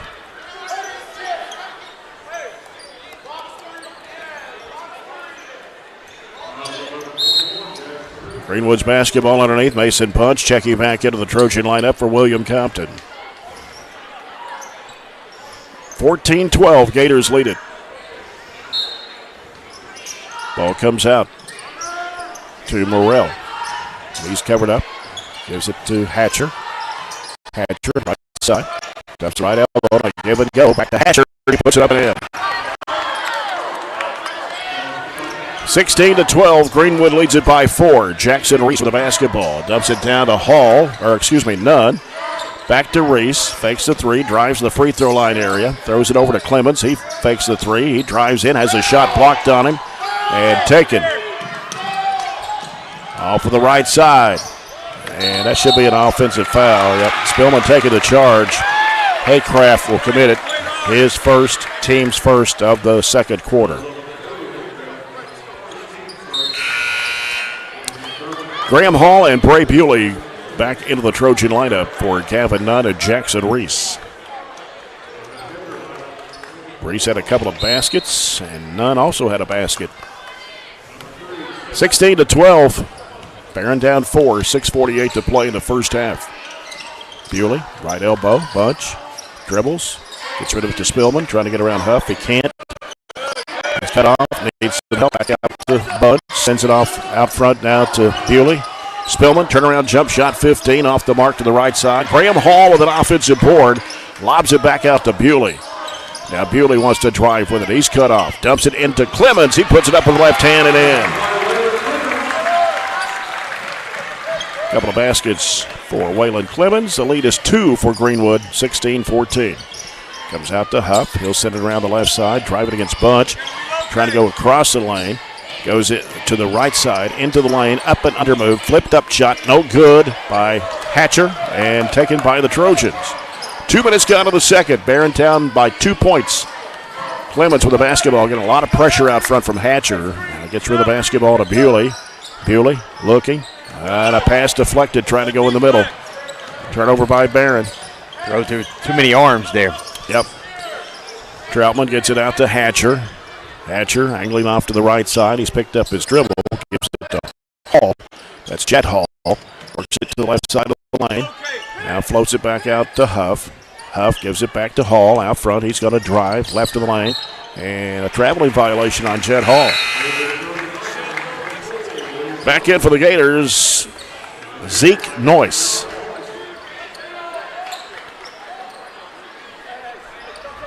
William Compton, Bray Bewley, Mason Bunch, Graham Hall, Tate Spillman on the court for Coach Warren Cunningham right now.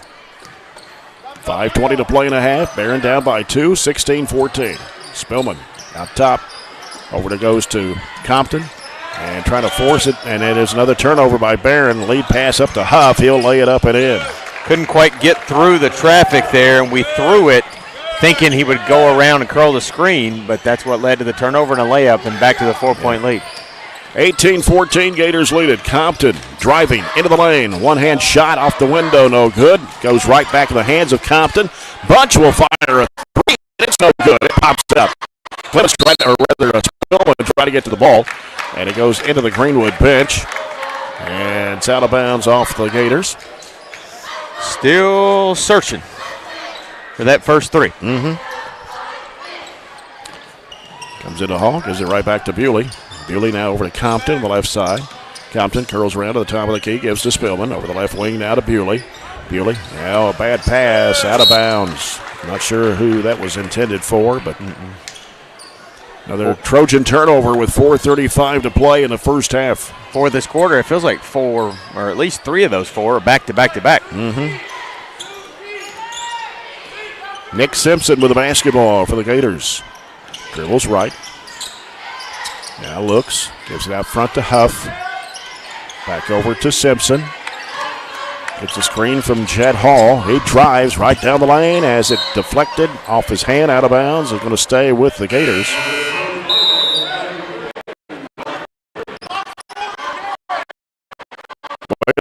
Clemens back in, take the 4:14 to play in the first half. Barren down 4, 18-14.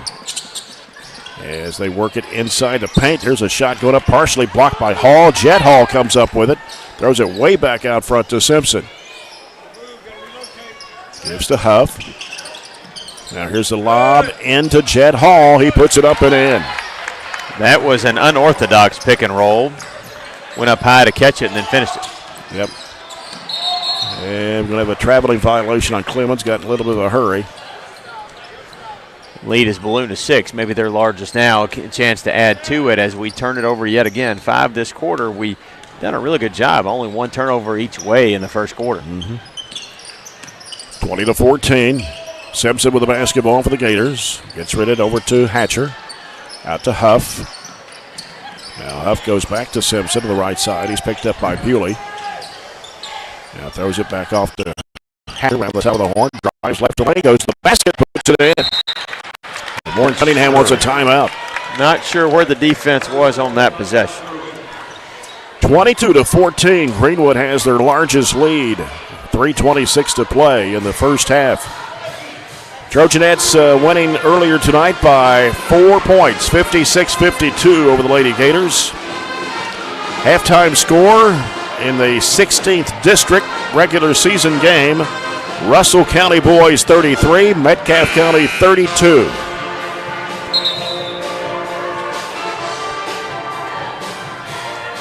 And again after tonight, the Trojans will be off until Saturday night in a late night Saturday night game against the Butler County Bears at the Owensboro Sports Center as part of the Ruoff Mortgage Basketball Classic.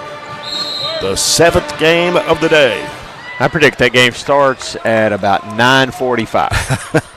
I hope you're wrong. That means I'm getting home at 1 to 2 a.m. Yeah, get a room up there. Yeah. 3 by Spillman, no good. From the top of the key, Greenwood with the basketball, long pass down to Huff. Huff's going to fire up at 3, and it's no good this time. He hit 2 a moment ago, and Cade Hardy had it knocked loose, got it back, and now dribbles it right side, gives it off to Bewley. May have got away with an over and back, maybe a double dribble, I don't know, but Trojans got a break. Bewley going to fire up a 22-footer. Got it. It's a tough shot for our first 3. 1 of 8 now. This defender vacated, and he said, well, let's give it a try. Yep. First 3-pointer tonight, the People's Bank 3 for Bray Bewley. Driving with it, Simpson going to the bucket, and he puts it in. Just beat Bewley to the bucket. 24-17. Jump pass left side, Spillman. Now Spillman brings it around to the right. Off in the corner to Bewley. Gives to Hardy. Goes into Hall. And a foul. Going to put it on Hatcher. His first, team second. See what Greenwood's doing. They have went away from the 3 completely after they were actually successful in the first quarter. Now they're getting to the rim, just driving the basketball, and it's not just one guy doing it, it's several. Bewley looking, sends it out to Clemens on the right side. In the corner, Bewley Out to Hardy. He'll try a 25-footer. That's no good. Rebound comes off to Hatcher. Hatcher, crossover move down the lane, and he may have walked with it there. No call. And missed the shot. Jackson Reese back in the ballgame for the Trojans. Off to Bewley. Fires it three. Got it from the right wing. Right in front of the Greenwood bench. Kind of like Tate got hot the other night. There's back-to-back ones from Bray, and maybe he's the hot hand tonight. Timeout Greenwood as we've got it to 4. 1:51 left in the first half. It's 24-20. Greenwood leading by 4 points. It's their first timeout of the night, and you can see they've got a couple of good pieces, but you could also see why they would struggle if they have a tough time shooting the basketball or somebody really deeps them up and clogs up the lane with their length. They're picking and choosing right now what they are doing, and the three is not where they've gotten all their points. It's driving the lane. We're going to have to do a better job communicating, hedging off of on-ball screen, seeing if we can use a little bit of that length to at least bump a man off of his driving lane so he doesn't get a wide open look to it. But the Simpson kid, who's their best player, I think, is really hard to guard on open space. And the fact that they have a couple kids that can kick it 2 for 3 make it a little bit more harder to guard. Yeah. 1:50 to play. Greenwood with the basketball leading by 4. Here's Simpson with it. Left side corner to Zeke Noyce. Back out to Huff. They go to Simpson on the right side. Gets the screen set. Spin move in the lane. Fall away one-hander shot. No good. Ball tipped out long. And chased down by Cade Hardy.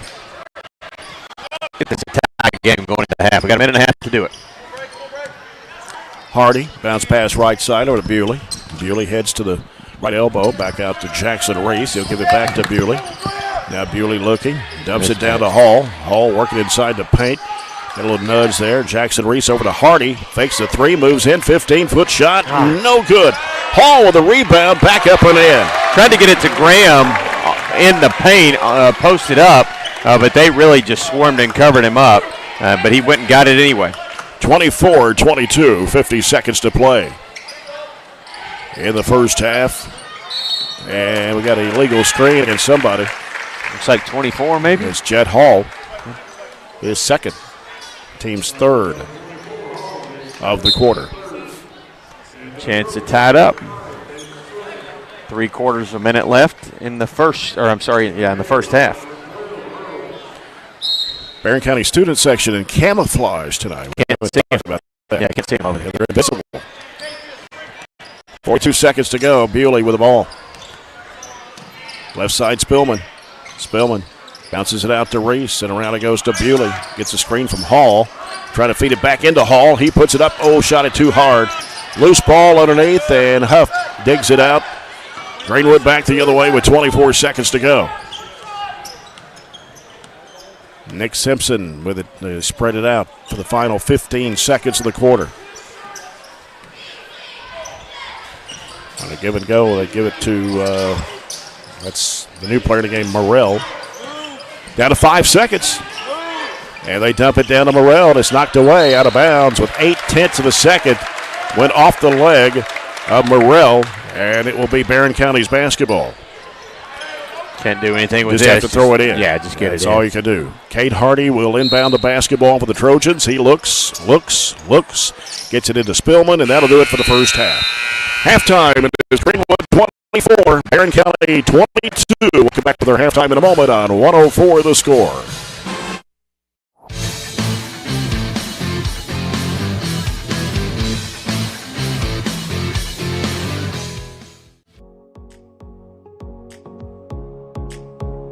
At the culmination of our pathways, students have the opportunity to go out into the community and to be able to co-op. It's through these experiences that kids get real life experience. They get to practice the skills that they learn in the class, hands-on. I'm working here at Commonwealth Broadcasting Corporation, and it's just really awesome. I get to do lots of cool stuff like write commercials. I've voiced a couple commercials, and I just kind of help out with whatever anybody needs. My favorite part is getting to meet all the different kinds of people and also just getting opportunities like this co-op. It's really just been a wonderful learning experience. Favorite part is just being able, instead of being in a classroom where you have to sit all day, you're doing your own work for something that you're actually interested in. I would recommend this course to other students just because it'll let them know if they would like to do this for a career.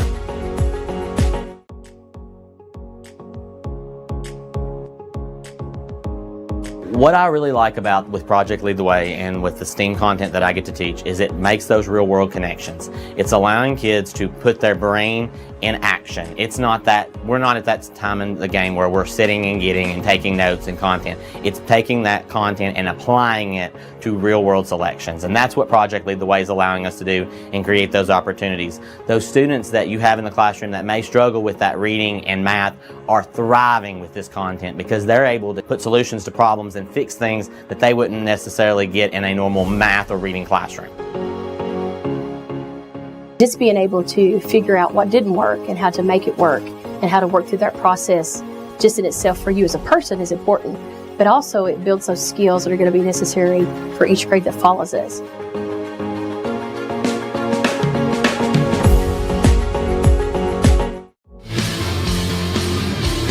Here at the break. Amy Irwin's the principal here at Barren County High School. Good to see.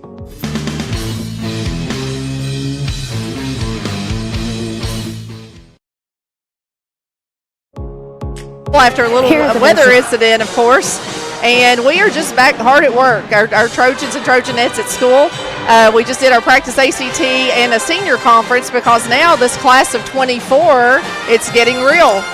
So we have had a senior conference and not only looking at technical training and WKU Glasgow campus and SCRTC, but our seniors also are diving into getting ready for personal finance and finding housing, whether that's renting an apartment or going to college in a dorm.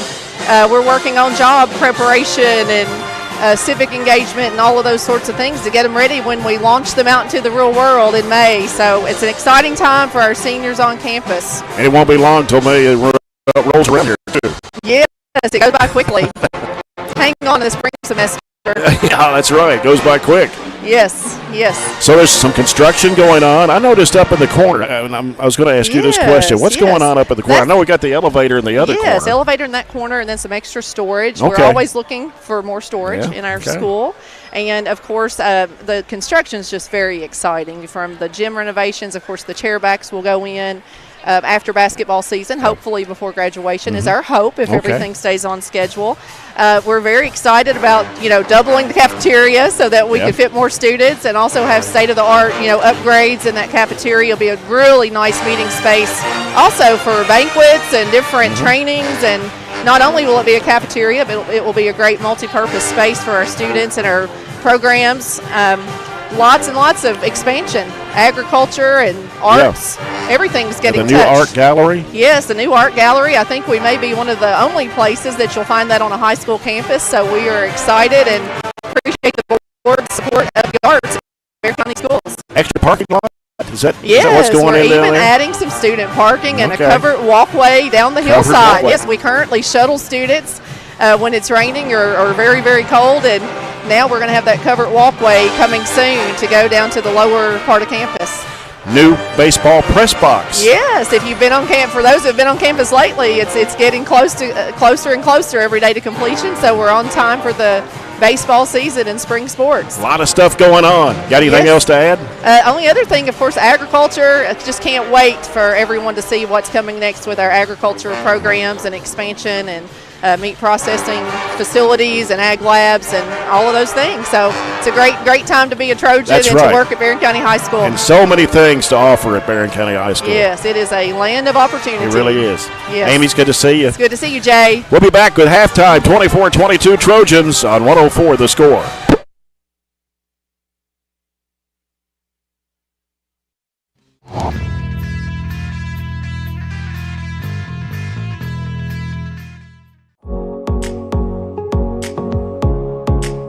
Here at the business department, we offer 5 different career pathways: accounting, admin support, entrepreneurship, management, and marketing.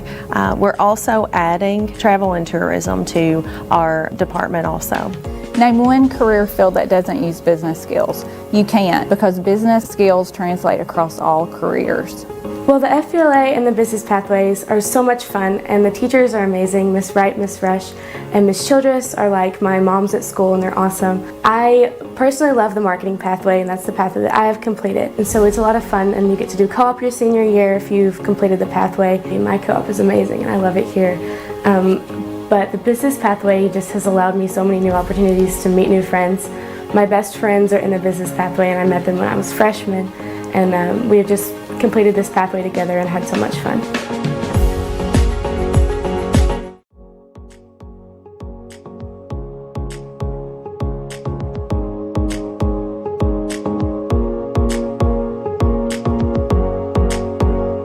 We start working all the way from kindergarten, and they start doing, if it's building the Three Little Pigs houses and they have to build something and test it and all of these sorts of things, they start that kind of problem solving skills really young.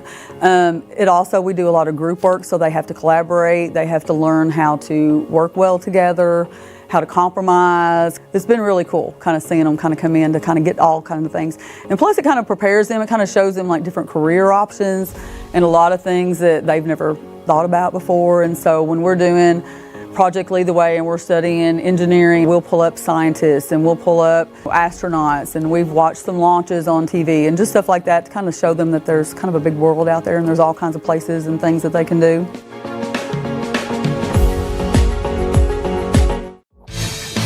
(24-22) to Greenwood here at the break. It was 14-10 Greenwood at the end of the one quarter of play. Barren County came back in the second quarter, outscored the Gators 12-10. Our halftime report is brought to you by Extreme Cheer. And looking at scoring in the first half for Greenwood, they had 10 field goals. 3 of those were three-pointers, and they were 1 of 2 from the foul line. They had 4 players to score. Chase Huff had the most points at 8 points. He had 2 threes and a 2. 7 for Garrett Hatcher, 3 baskets, 1 of 2 from the foul line. Nick Simpson also had 7 points in the first half on 3 field goals, 1 of those a 3-point shot. Chet Hall had the other 2-point basket. Asher Pettis, who is actually the 3rd leading scorer on the season, has not scored in this first half of play. For the Trojans, 8 field goals, 2 of those were 3-pointers, both made by Bray Bewley. And Barren County 4 of 4 from the foul line. Bray Bewley has 8 on those 2 threes and a couple of 2 free throws. For 4 points for Waylon Clemens, a couple of baskets, 2 free throws for Mason Bunch, a basket for Graham Hall, 2 baskets for Jackson Reese for 4 points, and a field goal for Gavin Nunn for 2. Tate Spillman has not scored in this first half. He's the leading scorer in the Trojans, averaging 15.6 points a game, but he's been held scoreless in the first half. William Compton, who is actually the 2nd leading scorer in the team, right with Bray Bewley, and he has not scored as well. We got up 4 more shots than Greenwood in the first half, but made 2 less field goals. 8 of 24, making a third of our shots. Greenwood's making a half of theirs, 10 of 20. Just 2 of 10 from 3, struggling there, but when it's all said and done, Greenwood only made 1 more 3 than we did. 3 of 6. We turned it over 6 times. 5 of those seemed to be right back to back there in the second quarter, but you only are down 2 even though you turned it over that many times.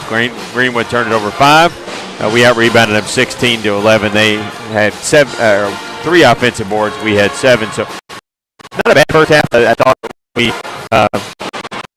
never really were able to get a solid 2 or 3, 4 possessions down the floor. And, our leading scorer not scoring doesn't hurt us completely, but it definitely doesn't help us any whatsoever. We got so many kids that can score. It's okay for somebody to have an off night, but Tate's been pouring in about 15, 16 a game, it feels like, every night. Well, he had 22 at Monroe on Saturday night, so he knocked down 4 threes over there.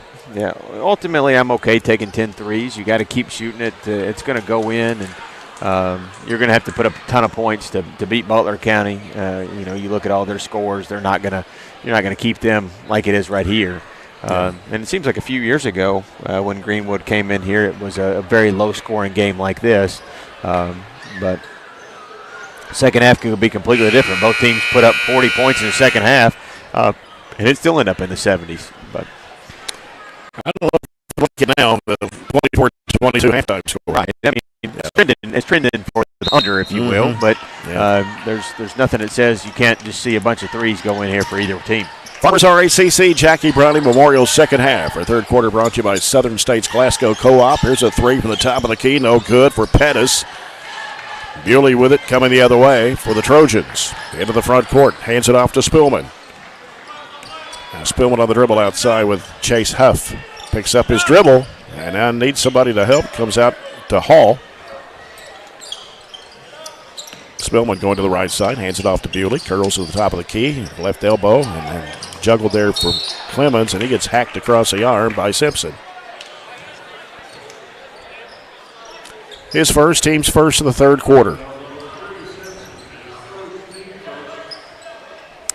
Barren County's basketball, the left baseline. Bewley will toss it in. Comes in the corner to Hall. Now it goes to Clemens. Back over it goes to Bewley.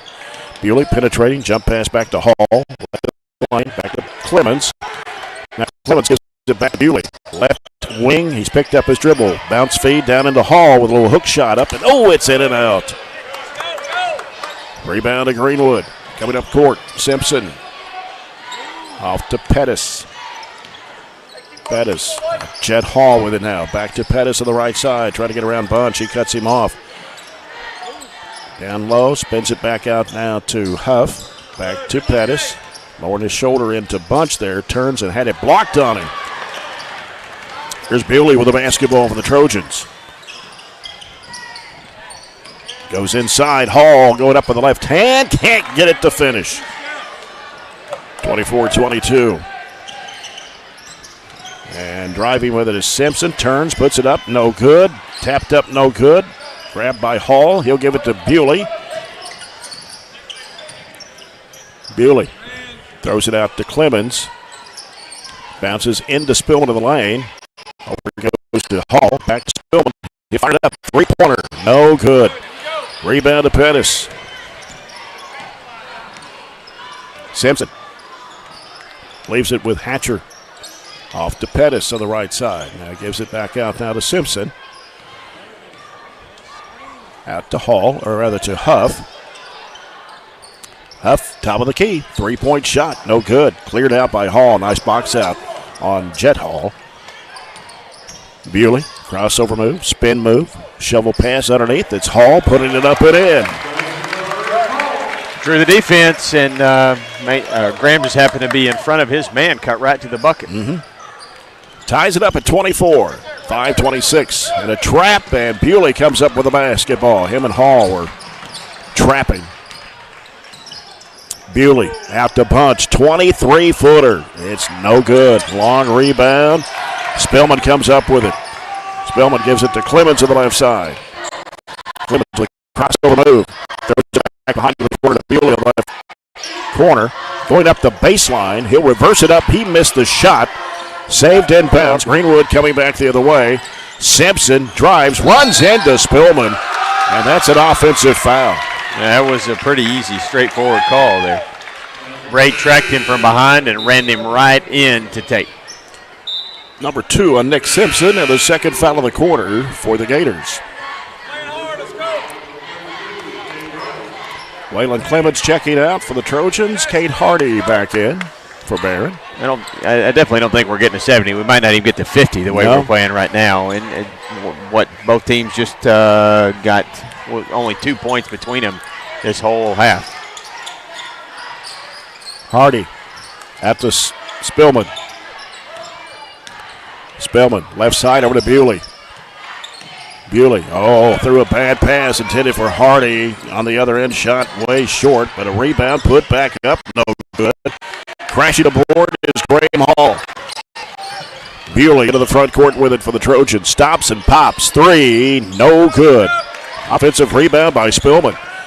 And in the lane was Bewley, in the corner to Bunch. Back out to Hardy. Right at the elbow, it's Graham Hall.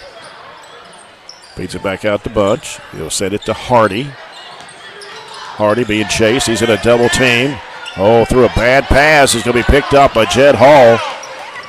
And he gives it to Pettis. 3:50 to play here in the third. Barren and Greenwood deadlocked at 24. Coming around to the right side, Haycraft. Haycraft feeds it out to Jet Hall. And now here's Pettis with it. Back to Haycraft. Haycraft working around the right side. Bounces it out to Pettis. Pettis will leave it over there with Huff on the left-hand side. Driving to the basket, blocked by Hall. A late whistle. It's a jump ball. Possession error for the Trojans. I didn't think they got simultaneous. I thought it was just kind of knocked and deflected, but we'll get it on the jump ball. Have to waste a jump ball for it, though. So Jackson Reese and Gavin Nunn return to the Trojan lineup here in the second half, along with Bray Bewley, Tate Spillman, and Mason Punch. We got Zeke Noyce back in the game for Greenwood. Right side, he goes to Reese. Feeds it inside as Bunch puts it up short, follows his own shot, and puts it in. Stayed with it there. Mason working on the inside. 26-24. Barren County has a 2-point lead. 3 minutes to play here in the third period. Haycraft to Jet Hall, and give and go back to Haycraft. Haycraft trying to work on the right side of the lane. That comes out to the wing, feeds it off there to Troutman, who's back in the ball game. Back to Haycraft. 2:45 to play here in the third. Huff with it out front. Sends it off now to Troutman. Back to Huff. Huff to the baseline. He's cut off by Spillman. Back to Jet Hall. Gets it out to Hall to Haycraft. Down to 2.5 to go. Barren County 26, Greenwood 24. Working the right side. They dump it down underneath. And a shot put up. No good. Tapped up. No good. Gavin Nunn throws it way down the court to Bewley. Now Bewley feeds it to Nunn. Over goes to Bunch. Fakes the three. Gives it back out to Bewley. Looking for Spillman. Bounce pass in there to Nunn. He goes up. Got it off the window. Seems like we're on a little bit of a run now. 28-24. And timeout by Greenwood with 1:57 to play in the third. Trojans 28, Gators 24. Get the local news, information about local events, and much more that you need to know from Barren County and Glasgow online by logging on to GlasgowNews1.com. Let's see if we run it back just a little bit to see what that run is that we're on. It's a 6-0 run here for the third quarter. Their largest lead, I think, was 20-14. That's right, yeah. So if you run that all the way back to about 3.5 minutes to go in the second period, we're on a decent little run. 14-4. Yep. You're following Trojan basketball here on 104.7 FM, The Score, 12:30 a.m., WCDS Glasgow. Online at 104thescore.com and BCHS Live. Final score tonight, Caverna beats Glasgow by 25, 73-48. Caverna's not bad. They were up 15 pretty much the whole game. Or a whole first half when we were watching anyway. They stretched it, looks like. Yeah. Greenwood's gone away from the three. Our length is bothering them a little bit, and I think we've matched their physicality. Even Gavin Nunn coming in there off the bench a little bit, filling in great at the post position. Mm-hmm. Greenwood with the basketball. They work it down low, knocked away, and then they're going to have a foul. Reach in, sit on a Bunch. Yeah. His first, team's first, the third.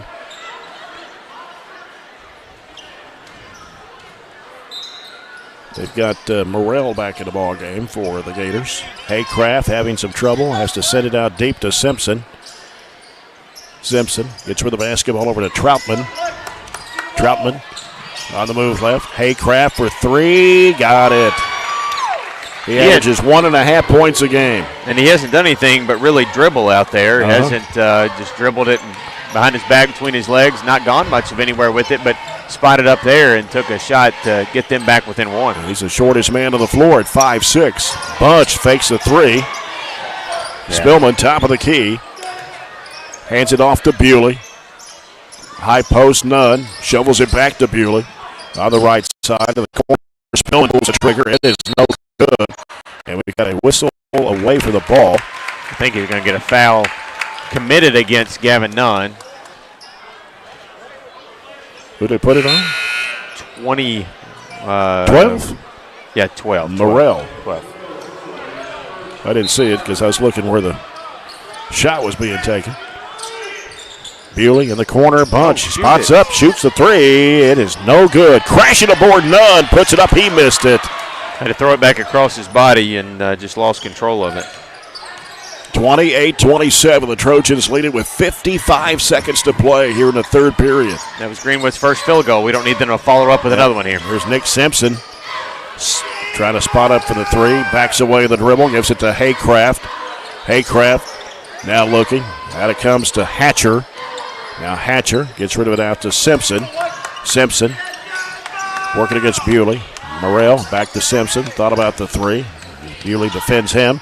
He's going to drive it. Bewley goes to the basket. Puts it in. A foul. Back-to-back buckets and an and one opportunity to reclaim the lead. Bewley's first, team second. And Simpson is a 75.5% foul shooter. Their first three and their first two on back-to-back possessions. Puts Greenwood back on top, 29-28. Simpson with 9 points in the basketball game. Free throw is on the way, and it is going to come off for the rebound of Gavin Nunn. Bewley into the front court, left side, Jackson Reese. 20 seconds to go here in the quarter. Bewley guarded by Simpson, takes it left side, bounces it off to Jackson Reese, down to 10 seconds. Bewley looking over at Coach Warren Cunningham, down to 6, going to have to go. Bewley looking, throws up an off-balance shot, falling away, and it's no good. Tapped up in the air, and that's the end of the quarter. So after 3, it is Greenwood 29, Barren County 28. We'll return with the fourth quarter in a moment. Trojan basketball on 104 The Score.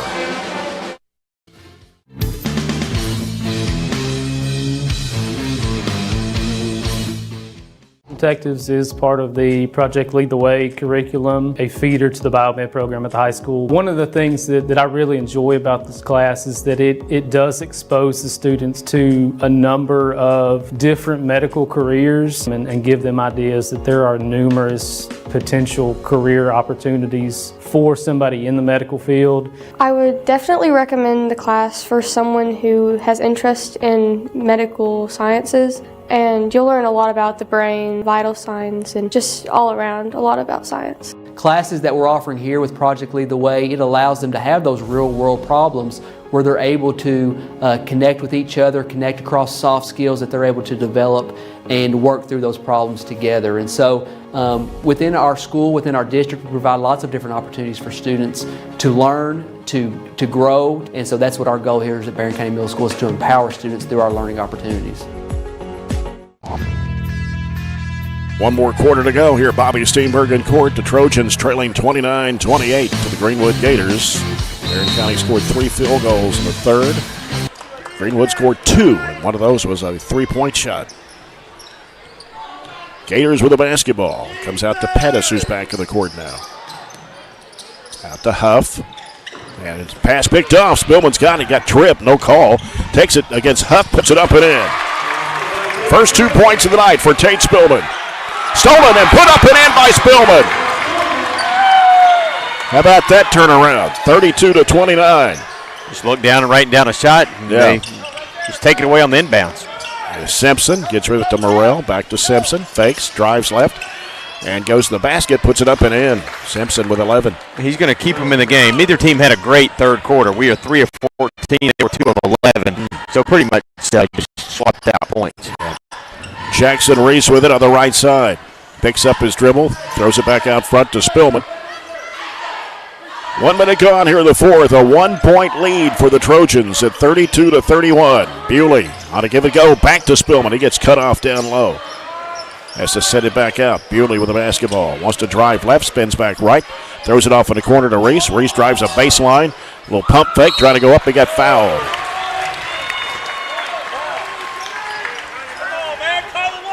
Foul on Morrell, his second. Team's first of the fourth quarter. Jackson Reese, a 64.5% foul shooter on the season. 2 free throws. First one is good. Rolled in there.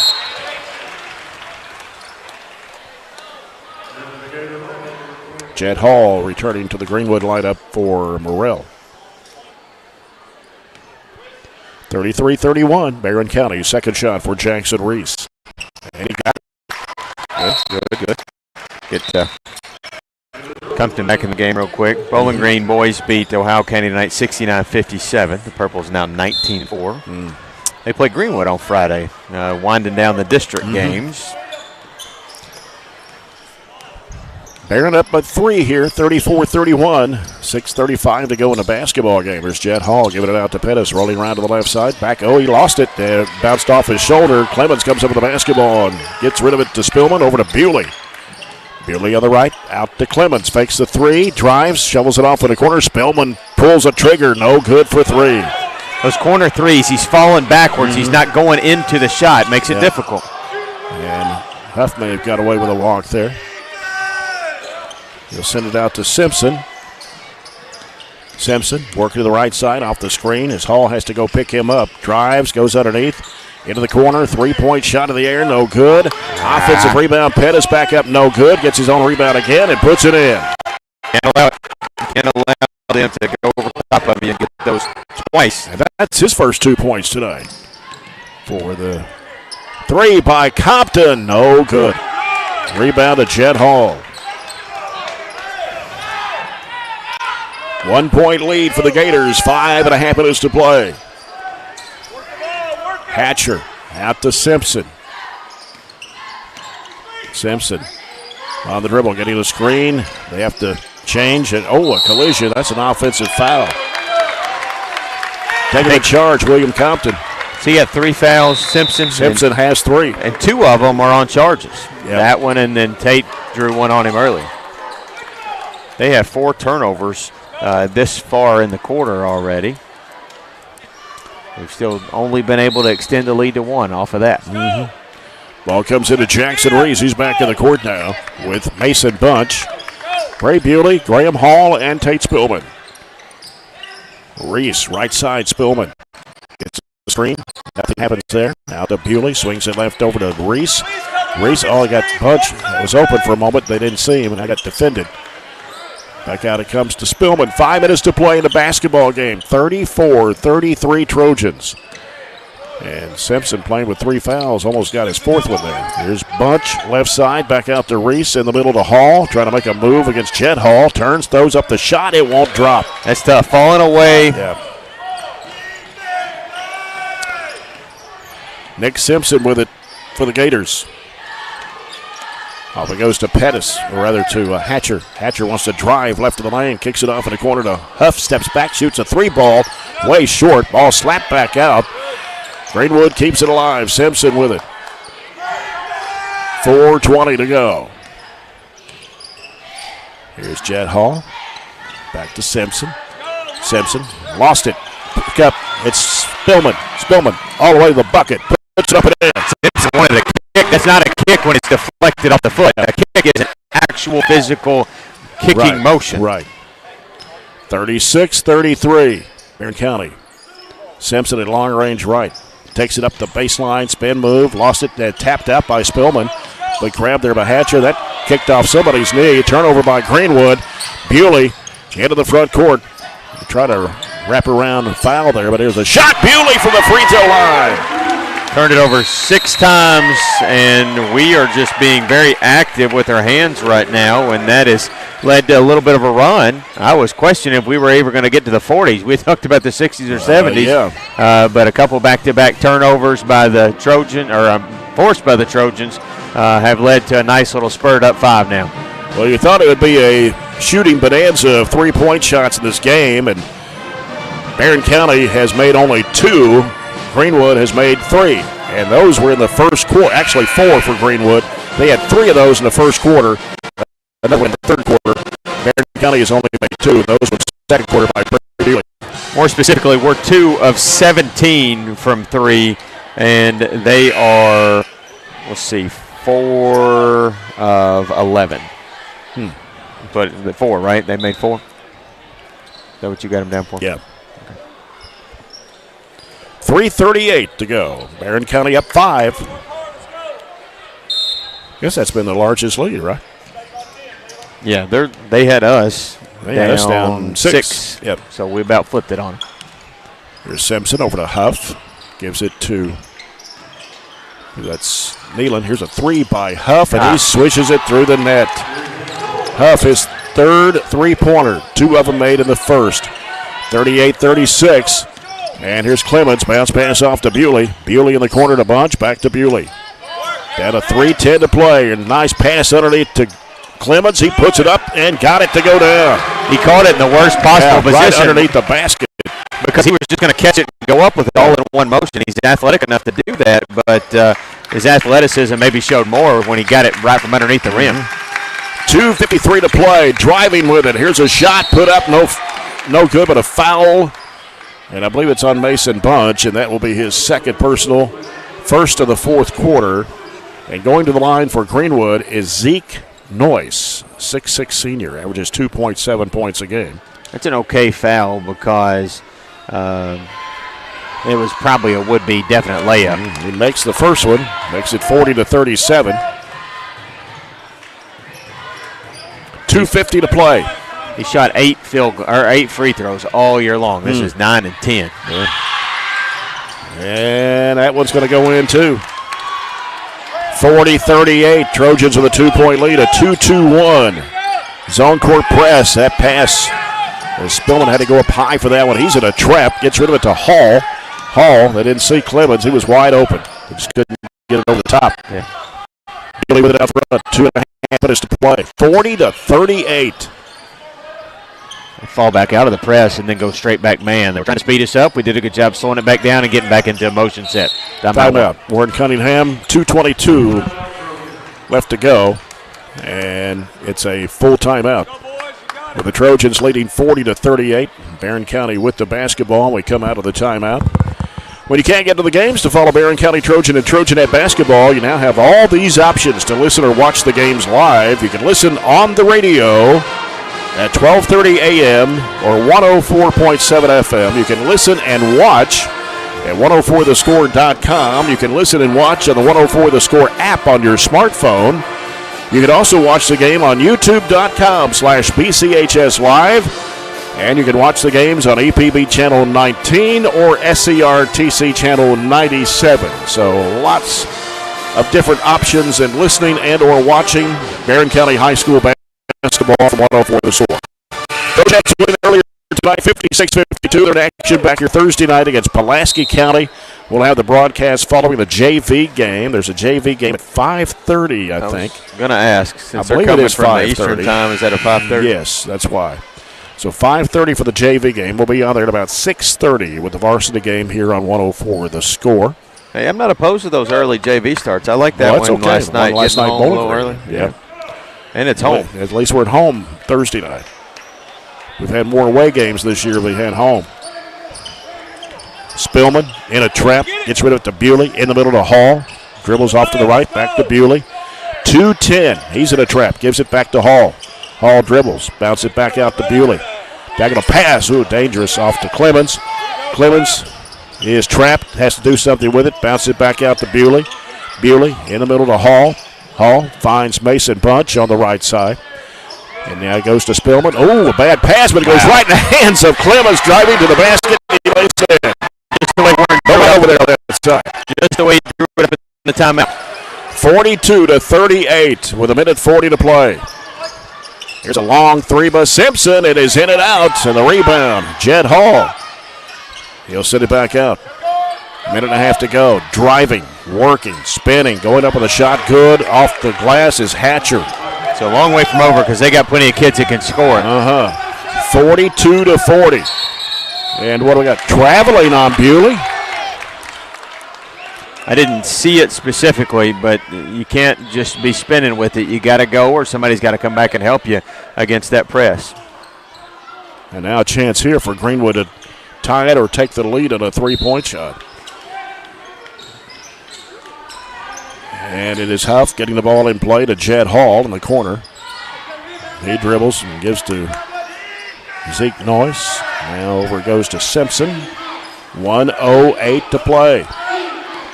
Simpson against Gilman. On the right side, he's picked up his dribble. And Jed Hall turned, thought he was going to put up the three-point shot. Almost left his feet. Yeah. Simpson, pull-up jumper, 15-footer. He hits it. Ties it up at 42. He's easily the player you want taking those shots under a minute. Clemens gets the ball in play to Bewley, back to Clemens. Now Clemens goes in the middle. Oh, it's knocked away, stolen by Hall. He goes in and puts it up and in. Too long of a pass. Yep. He read that one all the way. And now Greenwood has taken the lead, 44-42 with 33.2 seconds left. Barren County will have the basketball. He read that one all the way. Change the scenario. 2 turnovers, 2 buckets. So it's a 4-point flip there. You go from up 2 to down 2 in a matter of just 30 seconds. And, you know, I thought maybe we stalled out a little bit on our offense too soon. We quit trying to score, and we just held the ball. We got a good layup at the end of it, but it's always just a guess at when you can kind of stall, but only up 2 in a really low-scoring game. That's a difficult time to do it. Probably closer to 3 minutes left in the game. Turned it over back-to-back times against their full-court pressure. There's nothing that says they're going to do anything different, so you've got to have some kind of design going to your rim, and I think it's fair to say, I don't think anybody's going to argue, we had 3 shots to win it at Monroe County. Yep. We had a chance here at the end of the third quarter to score it. None of those possessions turned out positively, and by positively I mean points. So you're going to have to be tested again in that situation, and hopefully you have a different outcome. Greenwood with full court pressure. And Clemens gets the ball in play to Spillman as he turns up court. 30 seconds left. He's got Huff guarding him. Spillman, crossover move to the free throw line, curls it back up, gives it to Bewley. 23 seconds to play. Bewley will hand it off to Clemens. 18 seconds to play. Timeout. Yeah, we're getting further away from the rim, setting up anything. So Warren has a couple of timeouts in his pocket. He burns another one here. Still 1 left. I think we've got 1, they've got 2, if that is correct on the board. But, yeah, I like using the timeout there to reorganize. I'm just going to be honest with you. Tate has got 3 buckets this quarter. That's all he's got. Here's what I do, and Warren, I mean, you can do 10 different things. I put it in Tate's hand. I let him create, put shooters in the corners. He can kick it to one of the shooters, or he just creates on his own and either pulls up for an 8-footer or gets it all the way to the rim. So you got plenty of options, kind of like we talked about with Greenwood. You got plenty of scoring options, but get it in Tate's hands and let him create. Yeah. Metcalfe County beats Russell County tonight 79-78 in a 16th district matchup. Ball comes into Spillman. Trojans are down 2, 15 seconds to play. Bewley with it, working to the left, out top of the key, gives it to Clemens. Back over to Bewley, can't get open for 3, 8 seconds left. Clemens, back to Bewley, he wants to drive, dumps it into Hall, he puts it up and a foul. He ran right through him. Tate got fouled at Monroe County, there's no doubt about it. Looking back at pictures, he got smacked right in the face. And a lot of officials won't call those, but this one did, and we get an and 1 opportunity with 1.6 to really win it. So Graham Hall will be at the free throw line, 63.5% foul shooter on the season. Who did they put the foul on? They haven't put it up on the board yet. Yeah, I did. But anyway, it's tied at 44 with 1.6 left. And that was the 3rd foul of the 4th quarter for Greenwood.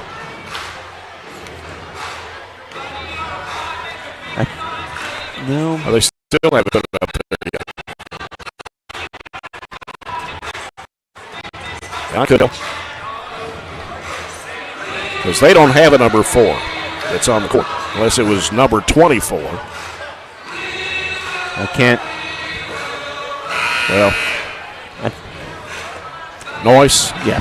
Okay, so number 1 committed the foul, Noyce. All right, 1.6 as we head back out. Anchor miss, don't foul, and know where Simpson is. You get if you get it, you get 1 dribble. They got a timeout. I guess you get a timeout off the catch if you get the rebound, or if you throw it in. Just big free throw here. See if Graham can knock it down. Graham Hall aims, fires, missed it. Rebound Greenwood, and that will do it for regulation. So we're going to go into overtime. This will be the second back-to-back overtime game for the Trojans. Both teams, Greenwood scored 15 in the fourth quarter. Barren County scored 16 in the fourth quarter. So we'll head to tied at 44. It's all right. You forget that one and move on. It's not anything that loses you the game, but we have to have some more urgency in overtime than we did at Monroe County. Yep. So we'll have a 4-minute overtime. We'll let you know you're following Trojan basketball on 1230 a.m. and 104.7 FM. The Score, WCDS Glasgow, and online at 104thescore.com and BCHS Live. Fouls stay the same. Neither team earned bonus status. We only have one team foul that'll carry over into overtime. They've got 3 that'll carry that way, and both teams add a timeout, so now both teams have 2 in their pocket for this 4-minute overtime at 44 apiece. And as far as individually, Nick Simpson has 3, the only player with 3 fouls for your team. So Noyce will be the jump circle for Greenwood. Barren County's Graham Hall. And a 4-minute overtime. We're tied at 44. Toss a tap, controlled by the Gators.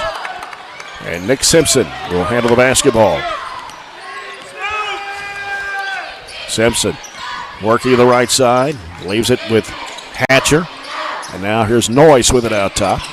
Noyce gives it back to Simpson, defended by Spillman. And now Spillman trying to stay with Simpson. Leaves it with Huff. Huff circling around to the right. May have drugged the pivot foot a little bit there. He picked it up. Close. Partially. Gators with Hatcher driving left. Going to go up and under. Puts it up. He missed a shot, and Clemens gets a rebound. Gets rid of it to Bewley on the right side. Bewley trying to leave Huff. Throws it out to Spillman. Spillman trying to direct traffic up there. Bewley with it on the right wing. Bewley looking inside. Nobody there. Throws it off the bunch. He spots up. Shoots the 3 ball. It is no good. And the rebound to Greenwood. Well, the 3s just won't fall. Haven't hit a 3 all quarter. We've only made 2 the whole night. Driving, scoop shot up, no good. Put back up, blocked by Hall, but Jed Hall had it pinned on him from Graham Hall. We're down to 2:40. Gators keep it as Simpson has the basketball on the right side. 4 points might win it. First one to score 4. Here's Huff over to Simpson, long range right. Out to Hatcher. Hatcher, top of the key, back to Simpson. Long distance 3 is no good. Rebound to Clemens. That was about 25 feet out. Yeah, it was probably a little too long there. Bewley stops, looks, out to Spillman, gives to Hall. Back to Bewley. Bewley gives it out to Bunch. He's going to fire another 3. This time, no good. And the ball is going to be tied up. And the jump ball possession arrow to the Trojans. With 1:59 to play in overtime. And Spillman will inbound the basketball. Spillman looking, gets it in the corner to Hall. Hall feeds it to Bewley. Little 6-footer is good. Good little back cut. That play's designed to come out. He changed it up, improvised, got the back cut for the first points in OT. 46-44, Trojans lead it with 1:45 to play. Overtime here at Bobby Steenbergen Court. Jed Hall, top of the key, over to Huff. He'll send it out to Simpson, almost to midcourt. Simpson working right, hooks it back off to Hall. Hall, a whistle, and going to have an injured player. I don't know. I believe Simpson may be down. I don't know if he hit his hip against the floor or what. Or maybe he got hit in the midsection. I don't know. I have no idea what happened. I think Wayland met him as he was trying to set a screen and just jam the cut. I don't think there was anything egregious there. Just they kind of landed in the same spot at the same time.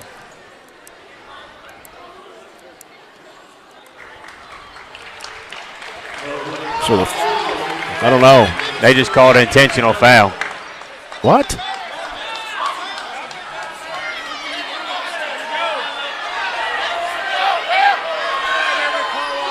Yeah.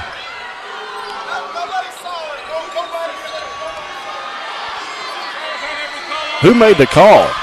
Really, nobody saw it. They kind of got together, and I think they made something up. And you put the best free throw shooter at the line with 2 free throws, and then give them the ball back. They say he really just got in a defensive stance to take a hit.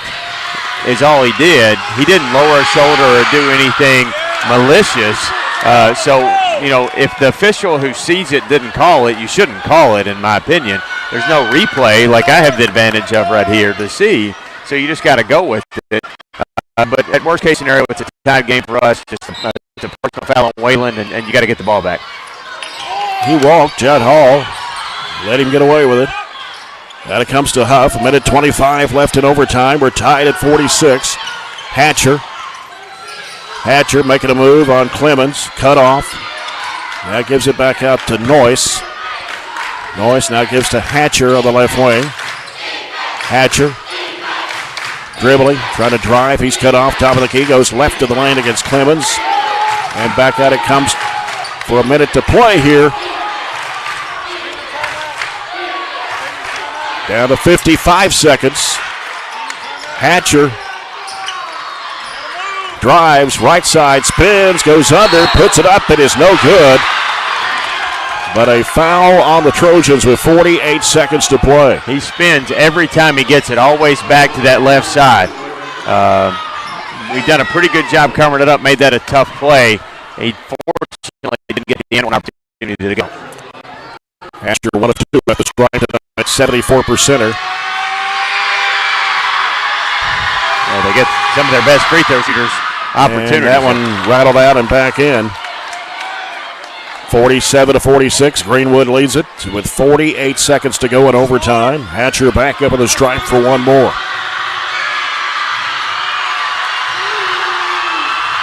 And it's on the way, and he got it. Greenwood just a really good free throw shooting over 72% as a team. Now the Trojans are down 2. 44 seconds left.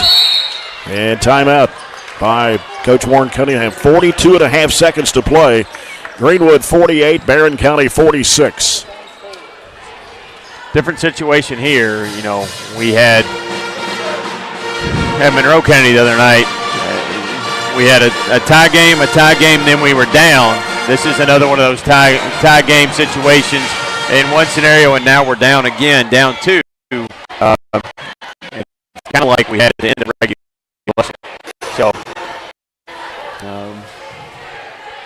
we got it to Bray in an isolation type situation. Got it down to Graham. He made a tough shot early in that. 42 seconds again is kind of no man's land because it's a long time to keep it against pressure. And if you don't score, you've got to give yourself time to get a putback or a second opportunity. So interested to see here what Warren does. If he tries to hold it to full 42 and it's a make it and tie it or a 3 to win it.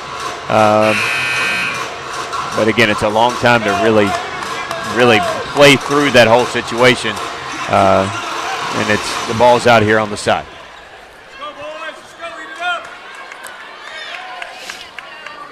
Waylon Clemens will toss it in.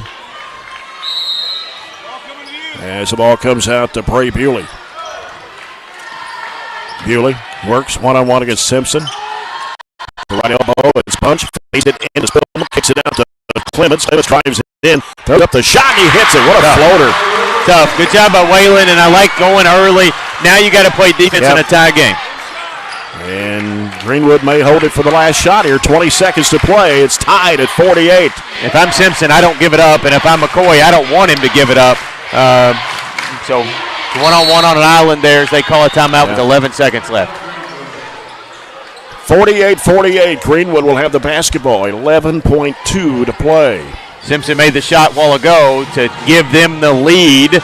We fortunately had enough time to tie it back up and send it to overtime. So, kind of like I said I would do with Tate, you almost do something similar with Simpson and put him in an isolation scenario. He can really has a quick first step and he can elevate on his shots.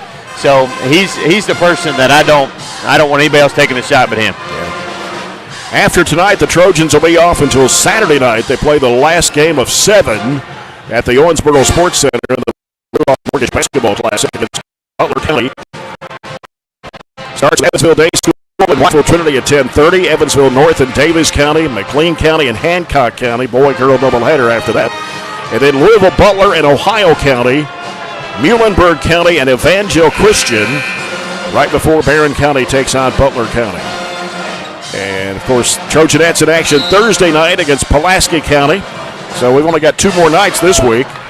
But we got 4 nights of basketball next week. Allen County, Scottsville on the road Monday. On the road at Franklin Simpson Tuesday. Monroe County here next Friday. And we go to Adair next Saturday. So 3 road games next week. All right, we're down to final 11.2. Greenwood with the basketball. Huff will get it in play. Comes out to Jed Hall. He'll hand it off to Hatcher. 8 seconds to play in overtime as Hatcher looks for help. Throws it out to Simpson. 3 seconds, 2. Launches up a long 3. It is going to bounce off and come off the rim. It's about as good a shot as you can get from about 30 feet. It barely. I don't know how it bounced and fell off. Yeah. And we're going to go to double overtime. Went to double overtime in Tompkinsville on Saturday night. So at regulation it was 44-44, and here at the first overtime it's 48-48. Thought we were going to get home early. Yeah.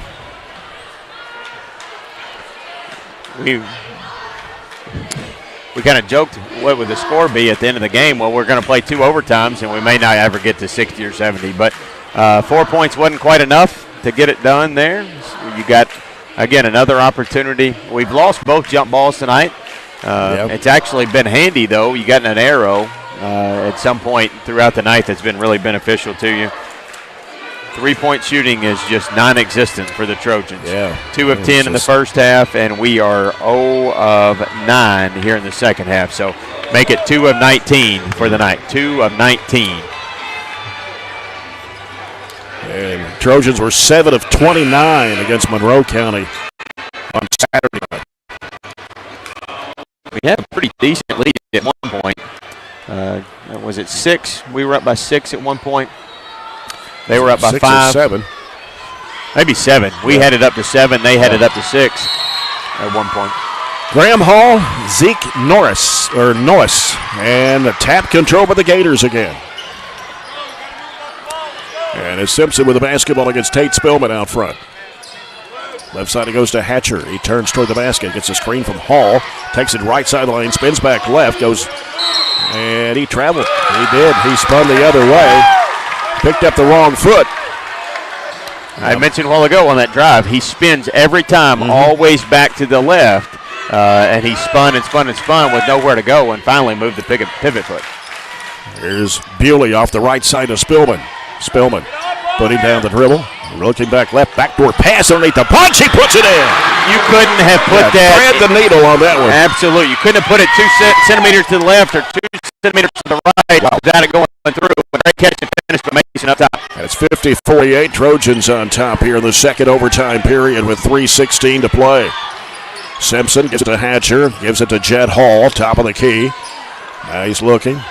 Gets rid of it to Simpson. He wanted to come off that screen there to shoot the 3, but Spillman got on him. Zeke Noyce hands it off to Huff, coming by, and there's a pass. It's going to be deflected out of bounds by Spillman. Nobody there for Greenwood, but he thought Simpson was going to break up the baseline and get the catch. And wow. Tate just a half a millimeter away from being able to grab possession of it, but he couldn't pull his hand back without tipping it. Here's a pass down inside. A shot missed.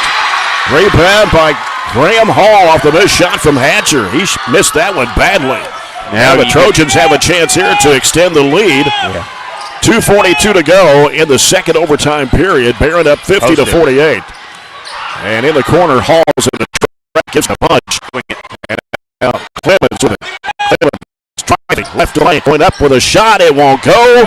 And the rebound comes off to Hatcher. First miss in several attempts from 2.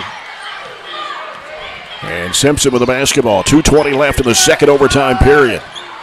Simpson around the top of the horn, driving left, spinning back.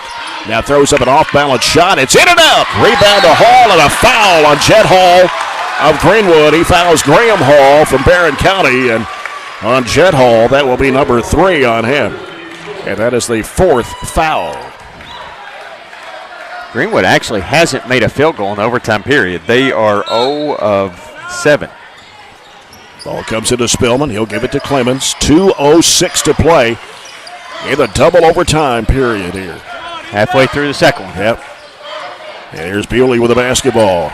Looking left, trying to go back right. Here's Spillman. He goes under, puts it up. He got it. Same exact play. Just a back cut play, overload on the left side. You back cut right, and Spillman got one. Mason got one. 4-point lead for the Trojans. Yep. Minute 44 left to go in the second overtime period. Trojans 52, Greenwood 48. Back it goes to Simpson. Wide open 3, drains it.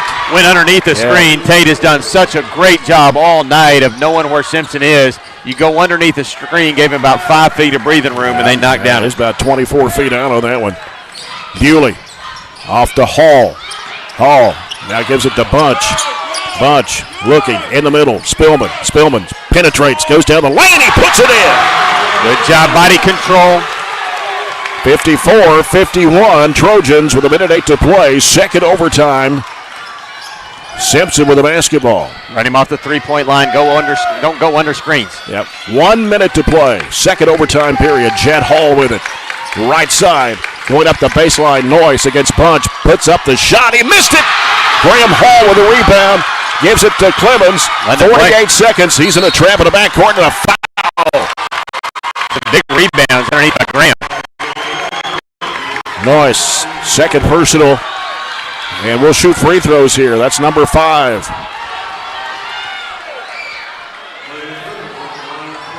Waylon Clemens, his first trip. Only a 48.4% foul shooter.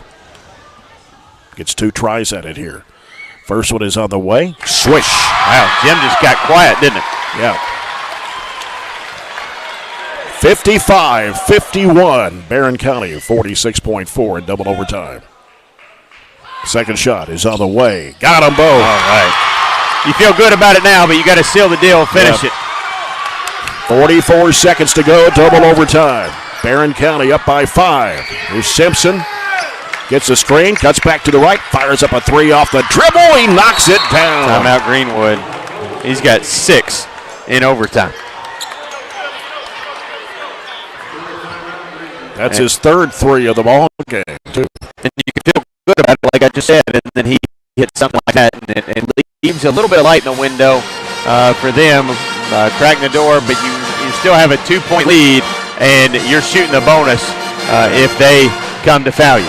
Now they had no field goals in the first overtime. They went 4 for 4 from the line, and now they've drained 2 threes here in the second overtime period. We've shot the ball really well in overtime.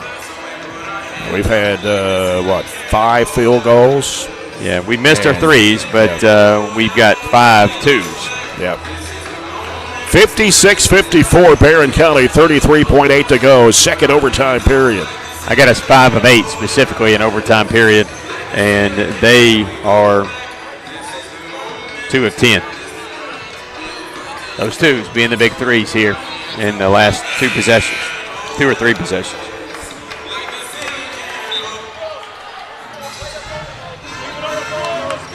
All right, Barren County's basketball, 33.8, leading by 2. 56-54. It was 44-44 at the end of regulation. They are in 2-2-1. Yep. And Clemens will toss it in. Clemens looking, gets it into Bewley. Bewley in the backcourt, needs some help, and we'll get a timeout. Yeah, that would then set up like it was flowing across the half-court line, and with 2 timeouts, you absolutely have to take them. 27.5 seconds to play. So both teams have 1 timeout remaining. 56-54, Trojans. Trojanettes winning earlier tonight, 56-52 over the Greenwood Lady-Gators. Almost identical scores here. Greenwood just has a couple more points than their girls do. Yep. Greenwood has made 6 threes tonight. Barren County has made only 2. Far away from both of them's average. Yeah. Greenwood been averaging 8 threes a game. Barren County 9 threes a game.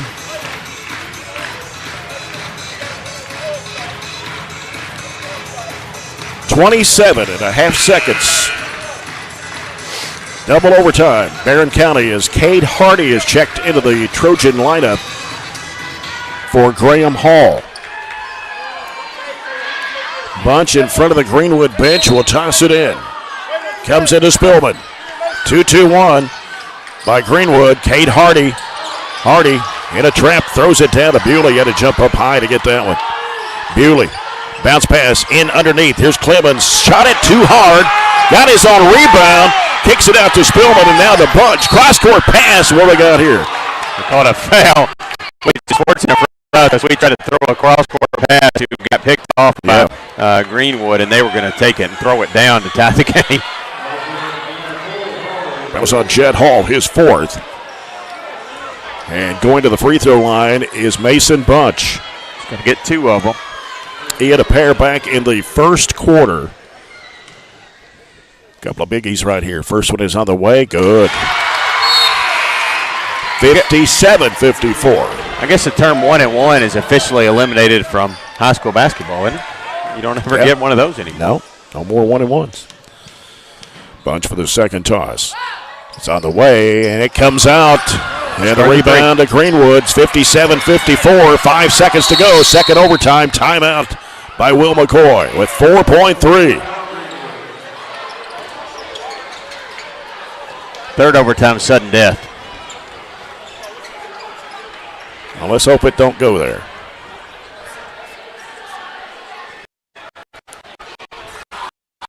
Nick Simpson hit 2 threes.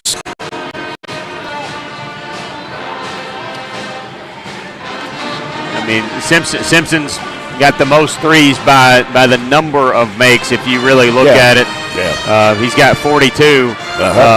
Huff, who's made a couple tonight, has got 36. Shoots it just a little bit better than Simpson, though. So you got plenty of options. But Huff and Simpson are the best 2. Hatcher's made some. He don't shoot a ton. And other than Nick Simpson and Chase Huff, Hunter Haycraft hit one back in the third period. He's played sparingly. He's only made 6 other threes all year. So just made his 7th one of the year. I don't think he's out there right now. 4.3 left in double overtime. Barren County 57, Greenwood 54. Gators with the basketball. Here's something that you need to consider. We have 2 fouls to give. Oh yeah. We could foul one time here as long as we're not shooting. And it's Hatcher throws a looping pass in the corner, and it's Huff off to Simpson. Throws up the shot over the backboard. Out of bounds, and the Trojans survive it in double overtime. 57-54 over Greenwood. That was great defense at the end. He got up a terrible shot. Of all the ones he had shot all game, that was probably the worst, and he would just rush because he didn't know the clock and he had somebody in his face. Yep. So the Trojans go to 14-6 on the year. Greenwood drops to 10-12 with the loss. Again, double overtime win for the Trojans tonight. 57-54 over Greenwood. We'll be back with our postgame in a moment on 104 The Score.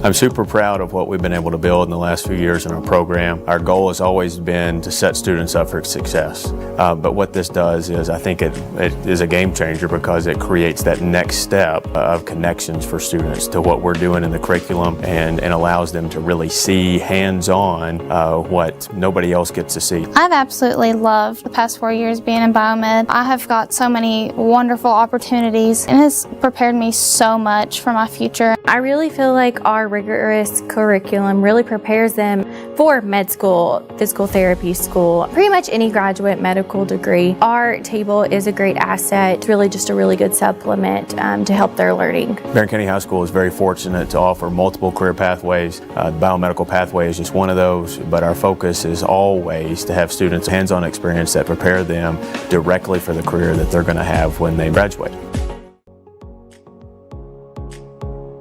It's not about having kids know content knowledge, like, hey, I memorized this order of things, or I know that. It's actually basically like a knowledge acquisition process. Do I know how to get knowledge? Do I know how to research?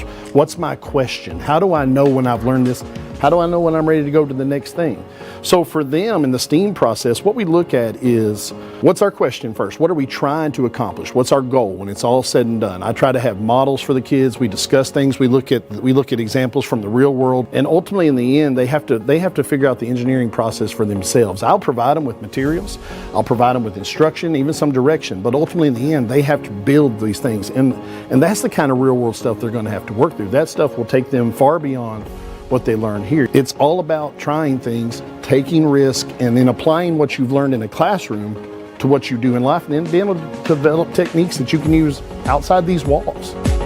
We're at 9 of 11 from the foul line. 3 players in double figures. Waylon Clements finishing the night with 14. Bray Bewley had 12. He had the only 2 3-point shots tonight. Tate Spillman scores 10, 7 for Mason Bunch, 6 points for Graham Hall. Jackson Reese had 6, and 4 points for Gavin Nunn. So the Trojans win it in double overtime, and we'll look at more stats when we come back after this break. This is the CPC Postgame Report on 104 The Score.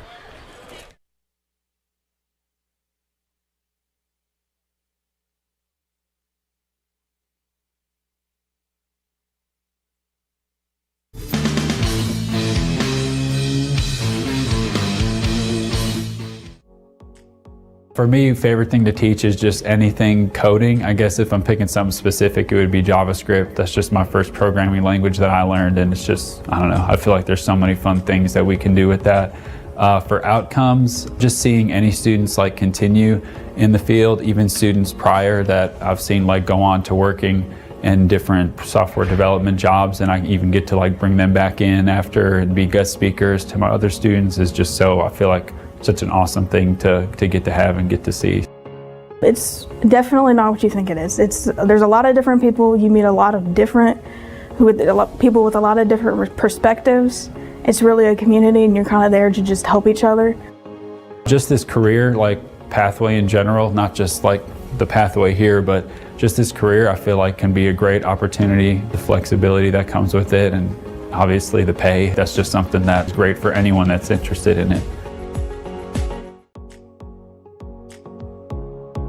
I really like the hands-on aspect because I have several students, particularly this year, being that we do have such large gaps from our COVID time, that are having some trouble with reading. They struggle to do that. So when we do the hands-on and they're able to see the models and to watch me do it, that is taken completely out of the equation, and it gives them the confidence to really shine and do all these smaller tasks.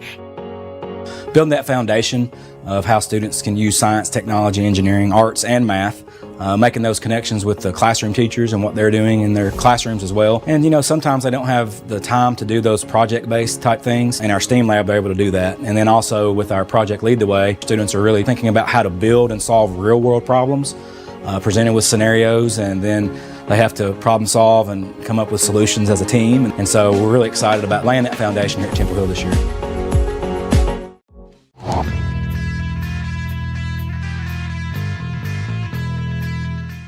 Had about as many threes as we have as far as total number, but it was a battle tonight for sure. Yeah, it was, and I thought we had a lot of good looks throughout the game to score more, and they probably feel the same way. I mean, I thought we did a decent job guarding, but yeah. I thought both teams had a lot of good opportunities to score. They missed some chippies around the basket. I thought we didn't necessarily miss a lot of chippies, but we did have some really good looks from the three that we didn't cash in on. But I was really proud of our team. I thought we battled, and it went on a night that we didn't shoot it. I mean, what do you think the chances of us are winning when we only make 2 threes? And we didn't make a three in the second half. Bray made 2 there in the second quarter, and that was it. But I was just proud of our guys, and I told the team this in the locker room, and I want to say this on here. I'm really proud of Waylon Clemens because, Friday night he goes 0 for 4 from the free throw line, and I come in Saturday afternoon. Of course, we're going to row, come in for a shoot around, and I get here usually an hour before, 45 minutes before, and about half our guys are already here, and Waylon Clemens was at the free throw line. And it just shows you that how much they care and how much it matters to them. And he wasn't the only one, but it's amazing how quickly you're right back in those situations that we need 2 free throws, and he stepped up there and made 2 big ones there late. And made some other plays for us down the stretch. But it was a lot of different guys. Bray was good. Tate, everybody had their moments. I thought Mason and Graham really battled around the basket. Jackson Reese gave us good minutes. I thought Gavin Nunn was great. Yeah. Those 2 plays that he made, really helping us and really giving. I've got to do a little bit better job of that, of giving some of our guys a rest from time to time. And I thought he was really good at spelling Graham there a little bit. I thought you defended for the most part. Of course, Simpson got open, hit a couple of threes there late, but you did a pretty good job on him, I think, for at least 3 to 4 quarters. He made it. I thought he made some tough ones there late. But I thought for the most part, as long as we were trying to go, you got to go over everything with him. And a time or 2 we went under, and every time we did it, he stuck it. But he's a tough assignment because he can drive it and score it, and he uses his body well, and he shoots it really good. So I thought, we tried to mix Bray and Tate up on him there some. Bray guarded him most, and I think Tate took him in the 4th, and then Bray got him back in the last couple possessions. But it was a good team. I thought Graham did a nice job hedging the ball screens and stuff up there for the most part. So it's a team effort when you can hold them to 54 and 2 overtimes and come out here with a win. Yeah, they were averaging over 63 a game. Yeah, and we average up there. Of course, lately it hasn't been as much, but you get in this mid-late season, and everybody knows each other well, and you can, we know what they're going to do. They know what we're going to do, obviously, and you can take some of that stuff away from time to time. But I just thought it was, you get in these grind-out games, and that's just you just got to make enough plays and get enough stops. It was a physical game too, I thought. Yeah, it was, and both teams. I mean, a lot of people are being physical with us. We're not the most physical team. Got a couple guys are, but we're not the most physical. And just looking at us, we're not the most physical group.